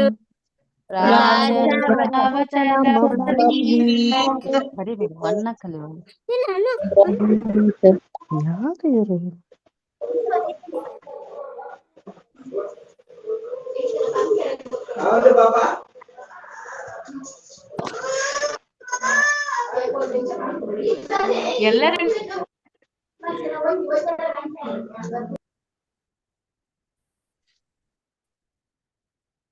ದೀಕ್ಷಾ ಮಾತಾಜಿ, ನಿಮ್ ಮನೇಲಿ ತುಂಬಾ ಗಲಾಟೆ ಉಂಟು. ನೀವು ಮತ್ತೆ ಮ್ಯೂಟ್ ಮಾಡ್ಕೊಳ್ಳಿ ನಿಮ್ದು ಆದ ತಕ್ಷಣ. Hare Krishna. Sumangala Mataji, Mataji group joining link ಅನ್ನ ಶೇರ್ ಮಾಡ್ಬೇಕಂತೆ. ಹೌದಾ? ಓಕೆ. ಮತ್ತೆ ಲೋಕಲ್ ಜಾಯ್ನಿಂಗ್ ಲಿಂಕ್ ಇದೆಯಲ್ಲ ಮಾತಾಜಿ, ಅದನ್ನ ಚಾಟ್ ಬಾಕ್ಸ್ ಅಲ್ಲಿ ಹಾಕಿ. ಯಾರೆಲ್ಲ ವಾಟ್ಸ್ಆಪ್ ಗ್ರೂಪ್ ಅಲ್ಲಿ ಇಲ್ವೋ, ಕನ್ನಡ ಕ್ಲಾಸ್ ಗ್ರೂಪ್ ಅಲ್ಲಿ, ಅವರು ಈಗ ಮಾತಾಜಿ ಅವರು ಚಾಟ್ ಬಾಕ್ಸ್ ಅಲ್ಲಿ ಹಾಕ್ತಾರೆ, ನೀವು ಗ್ರೂಪಿಗೆ ಜಾಯ್ನ್ ಆಗ್ಬೋದು. ಓಕೆ, ಸೊ ಇವತ್ತು ಕೇವಲ 2 ಶ್ಲೋಕಗಳು ಸಾಕು. ಸೊ ನಾಳೆಯಿಂದ ನೋಡೋಣ. ಸೊ ಒಂದು ಸಿಸ್ಟಮ್ ಮಾಡಿ ಅದನ್ನ ರಿಕಾರ್ಡ್ ಮಾಡಿ ಕಳಿಸೋ ಹಾಗೆ ಕೂಡ ಒಂದು ಗ್ರೂಪ್ ಅಲ್ಲಿ, ಸೊ ನೀವು ಅದನ್ನ ಕಲ್ತ್ಕೊಳ್ಬಹುದು. ಹರೇ ಕೃಷ್ಣ. ಮತ್ತೆ ಇದ್ರ ಕುರಿತಾಗಿ ನಿಮ್ಗೆ ಯಾರಿಗಾದ್ರೂ ಏನಾದ್ರು ಪ್ರಶ್ನೆ ಇದ್ರೆ ಹ್ಯಾಂಡ್ ರೈಸ್. ಹರೇ ಕೃಷ್ಣ ಮಾತಾಜಿ. ಮಾತಾಜಿ ಒಂದ್ ನಿಮಿಷ. ಹರೇ ಕೃಷ್ಣ ಮಾತಾಜಿ. ಎಷ್ಟು ದಿನ ನಡಿಬಹುದು ಮಾತಾಜಿ ಇದು? ಅಂದ್ರೆ ಈ ಕ್ಲಾಸಸ್ ಒಂದು 60 days 70 days ಆಗತ್ತಾ ಮಾತಾಜಿ? 700 ಶ್ಲೋಕಸ್ ಇದೆ ಅಲ್ವಾ? ಒಂದ್ ನಿಮಿಷ. Sumangala Mataji, Mataji WhatsApp group link Mataji. WhatsApp group link ಅದಿದ್ರಲ್ಲಿ ಬರ್ತಾ ಇಲ್ಲ, ತಗೊಂಡೆ ನಾನು ಹಾಕ್ದೆ. ಇಲ್ಲ, ನೀವೀಗ ಇದು ಜೂಮ್ ಲಿಂಕ್ ಹಾಕಿದ್ರಿ. ಹೌದಾ? ಸರಿ ಮಾತಾಜಿ. ವಾಟ್ಸ್ಆಪ್ ಅದು ಶ್ಲೋಕ ಕ್ಲಾಸಿನ ವಾಟ್ಸ್ಆಪ್ ಗ್ರೂಪ್ ಲಿಂಕ್ ಇದೆಯಲ್ಲ ಮಾತಾಜಿ? ಆಯ್ತು ಮಾತಾಜಿ. ಸರಿ, ಹ್ಯಾಂಡ್ ರೈಸ್ ಮಾಡಿ. ನಿಮ್ಗೆ ಏನಾದ್ರು ಪ್ರಶ್ನೆಗಳಿದ್ರೆ ಡೈರೆಕ್ಟ್ ಅನ್ಮ್ಯೂಟ್ ಮಾಡ್ಕೊಳ್ಬೇಡಿ, ಹ್ಯಾಂಡ್ ರೈಸ್ ಮಾಡಿ. ನಾನೀಗ ಎಲ್ರದ್ದು ಹ್ಯಾಂಡ್ ಲೋ ಮಾಡ್ತೇನೆ. ಮೊದಲು ಮಾಡಿದವ್ರು ಇದ್ದಾರೆ ಮಾತಾಜಿ. ಅದು ಮೊದ್ಲಿಂದೇ ಅದು ಅಂದ್ರೆ ಇದು ಅದೇನಾ? ಮೊದ್ಲಿಂದೇನೋ ಇರೋದು ಲಿಂಕು? ಅದೇ ಅದ ಮಾತಾಜಿ. ಅದು ಇದು group link Mataji, WhatsApp group link ಕೇಳ್ತಾ ಇರೋದು. ಗ್ರೂಪ್ ಲಿಂಕ್ ಬರ್ತಾ ಇಲ್ಲ. ಶ್ರೀಧರ್ ಲಿಂಕ್ ಅದೇ ಅಲ್ಲ ಮಾತಾಜಿ? ಇಲ್ಲ, ಲಿಂಕ್ ಅದು ಜೂಮ್ ಲಿಂಕ್. ಅದು ಜೂಮ್ ಲಿಂಕ್. ಹೌದು, WhatsApp link. Okay. Nagaveni Mataji ಇದ್ದಾರಾ ಮಾತಾಜಿ? ಅದು ಇದು ನೋಡಿ, ವಾಟ್ಸ್ಆಪ್ ಗ್ರೂಪ್ ಲಿಂಕ್ ನಿಮ್ಗೆ ಬರುತ್ತಾ ನೋಡಿ, ನೀವು ಅಡ್ಮಿನ್ ಇದ್ದೀರಾ ಅನ್ಕೊಳ್ತೇನೆ. ಲೋಕ ಇಲ್ಲ ಮಾತಾಜಿ, ನಾನು ಅದ್ರಲ್ಲಿ ಇಲ್ಲ. ಇಲ್ವಾ? ಸರಿ ಮಾತಾಜಿ, ನಾನು ಶೇರ್ ಮಾಡ್ತೇನೆ. ಅದು ಹಾಕಿ ಅಂತ ಹೇಳಿದ್ದಾರೆ ಇವರು ಮಾತಾಜಿಯವರು. ಬರ್ತಾ ಇಲ್ಲ ಮಾತಾಜಿ, ಅಲ್ಲಿ ಜೂಮ್ ಲಿಂಕ್ ಇದೆ ಎಲ್ಲ. ಇಲ್ಲ, ನಾನು ಕೊಡ್ತೇನೆ ಮಾತಾಜಿ, ನಿಮ್ಗೆ ಕಳಿಸ್ತೇನೆ, ನೀವು ಅಲ್ಲಿ ಕಾಪಿ ಮಾಡಿ. ಆಯ್ತು ಮಾತಾಜಿ.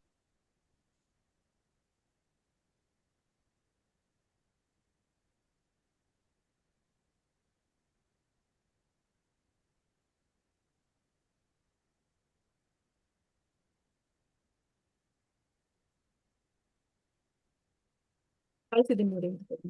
ಹಾ ಮ್ಯಾಮ್. ಅದನ್ನ ಕಾಪಿ ಮಾಡಿ ಹಾಕಿ. ಇದು ಈಗ ಕಳಿಸ್ತಾ ಇರುವಂತದ್ದು ವಾಟ್ಸ್ಆಪ್ ಗ್ರೂಪ್ ಲಿಂಕು. ಯಾರು ಗ್ರೂಪ್ ಅಲ್ಲಿ ಇಲ್ವೋ ವಾಟ್ಸ್ಆಪ್ ಅಲ್ಲಿ ಅವ್ರು, ಯಾಕಂದ್ರೆ ಈಗ ರೆಕಾರ್ಡಿಂಗ್ ಮಾಡಿ ನಿಮ್ಗೆ ಕಳಿಸ್ಬೋದು. ನೋಡೋಣ ಪ್ರತಿಯೊಂದು ಶ್ಲೋಕನ ಹೇಗೆ ಉಚ್ಚಾರಣೆ ಮಾಡ್ಬೇಕು ಅನ್ನೋದನ್ನ ರೆಕಾರ್ಡಿಂಗ್ ಮಾಡಿ ಅಲ್ಲಿ ಹಾಕ್ತೇವೆ. ನೀವು ಅಲ್ಲಿನೂ ಕೂಡ ಅಲ್ಲಿ ಕೇಳಿಸ್ಕೊಂಡು ಹೇಳ್ಬೋದು. ಯಾರಿಗೆ ಪ್ರಶ್ನೆ ಇದೆ ಹ್ಯಾಂಡ್ ರೈಸ್ ಮಾಡಿ. ಅಶ್ವಿನಿ ಯಾರು ಮಾತಾಜಿ ಅನ್ಮ್ಯೂಟ್ ಮಾಡ್ಕೊಳ್ಳಿ.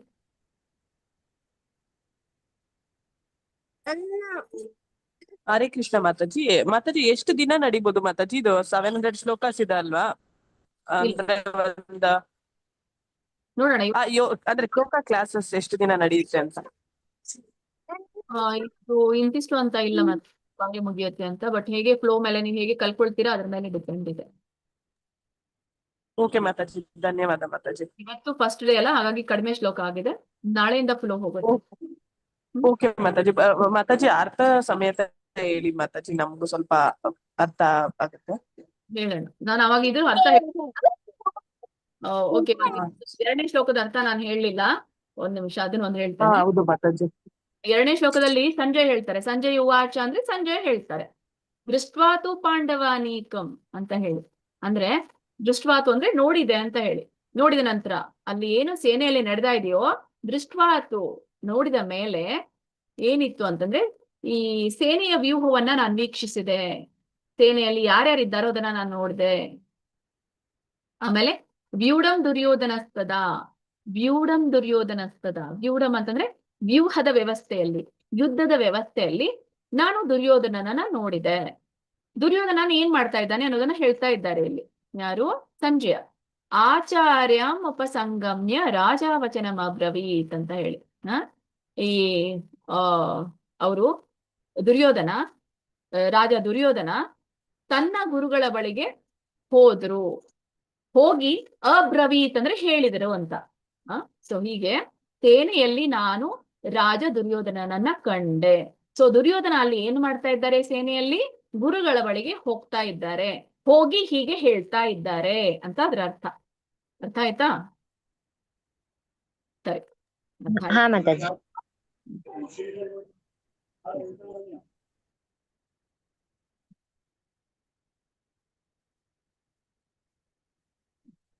ಮತ್ತೆ ಯಾರಿಗಾದ್ರು ಪ್ರಶ್ನೆ ಇದೆಯಾ? ಇಲ್ಲ ಅಂದ್ರೆ ನಾವು ಮೀಟಿಂಗ್ ಅನ್ನು ಎಂಡ್ ಮಾಡೋಣ. ನಾಳೆ ಏನು ಇದು ನಿಮ್ಗೆ ಕೃಷ್ಣ ಕ್ಲಾಸು ಇದು ಕೊಟ್ಟರು, ರಜೆ ಕೊಟ್ಟರು ಅನ್ಸುತ್ತೆ. ಸೊ ಇದು ಹರೇ ಕೃಷ್ಣ ಮಾತಾಜಿ. ನಾಗವೇಣಿ ಮಾತಾಜಿ ನಾಳೆನೂ ಇದೇ ಟೈಮಿಂಗ್ಸ್ ಮಾತಾಜಿ? ಹಾ ಮಾತಾಜಿ, 6 ರಿಂದ 7. ಹರೇ ಕೃಷ್ಣ ಮಾತಾಜಿ. ಹರೇ ಕೃಷ್ಣ ಮಾತಾಜಿ.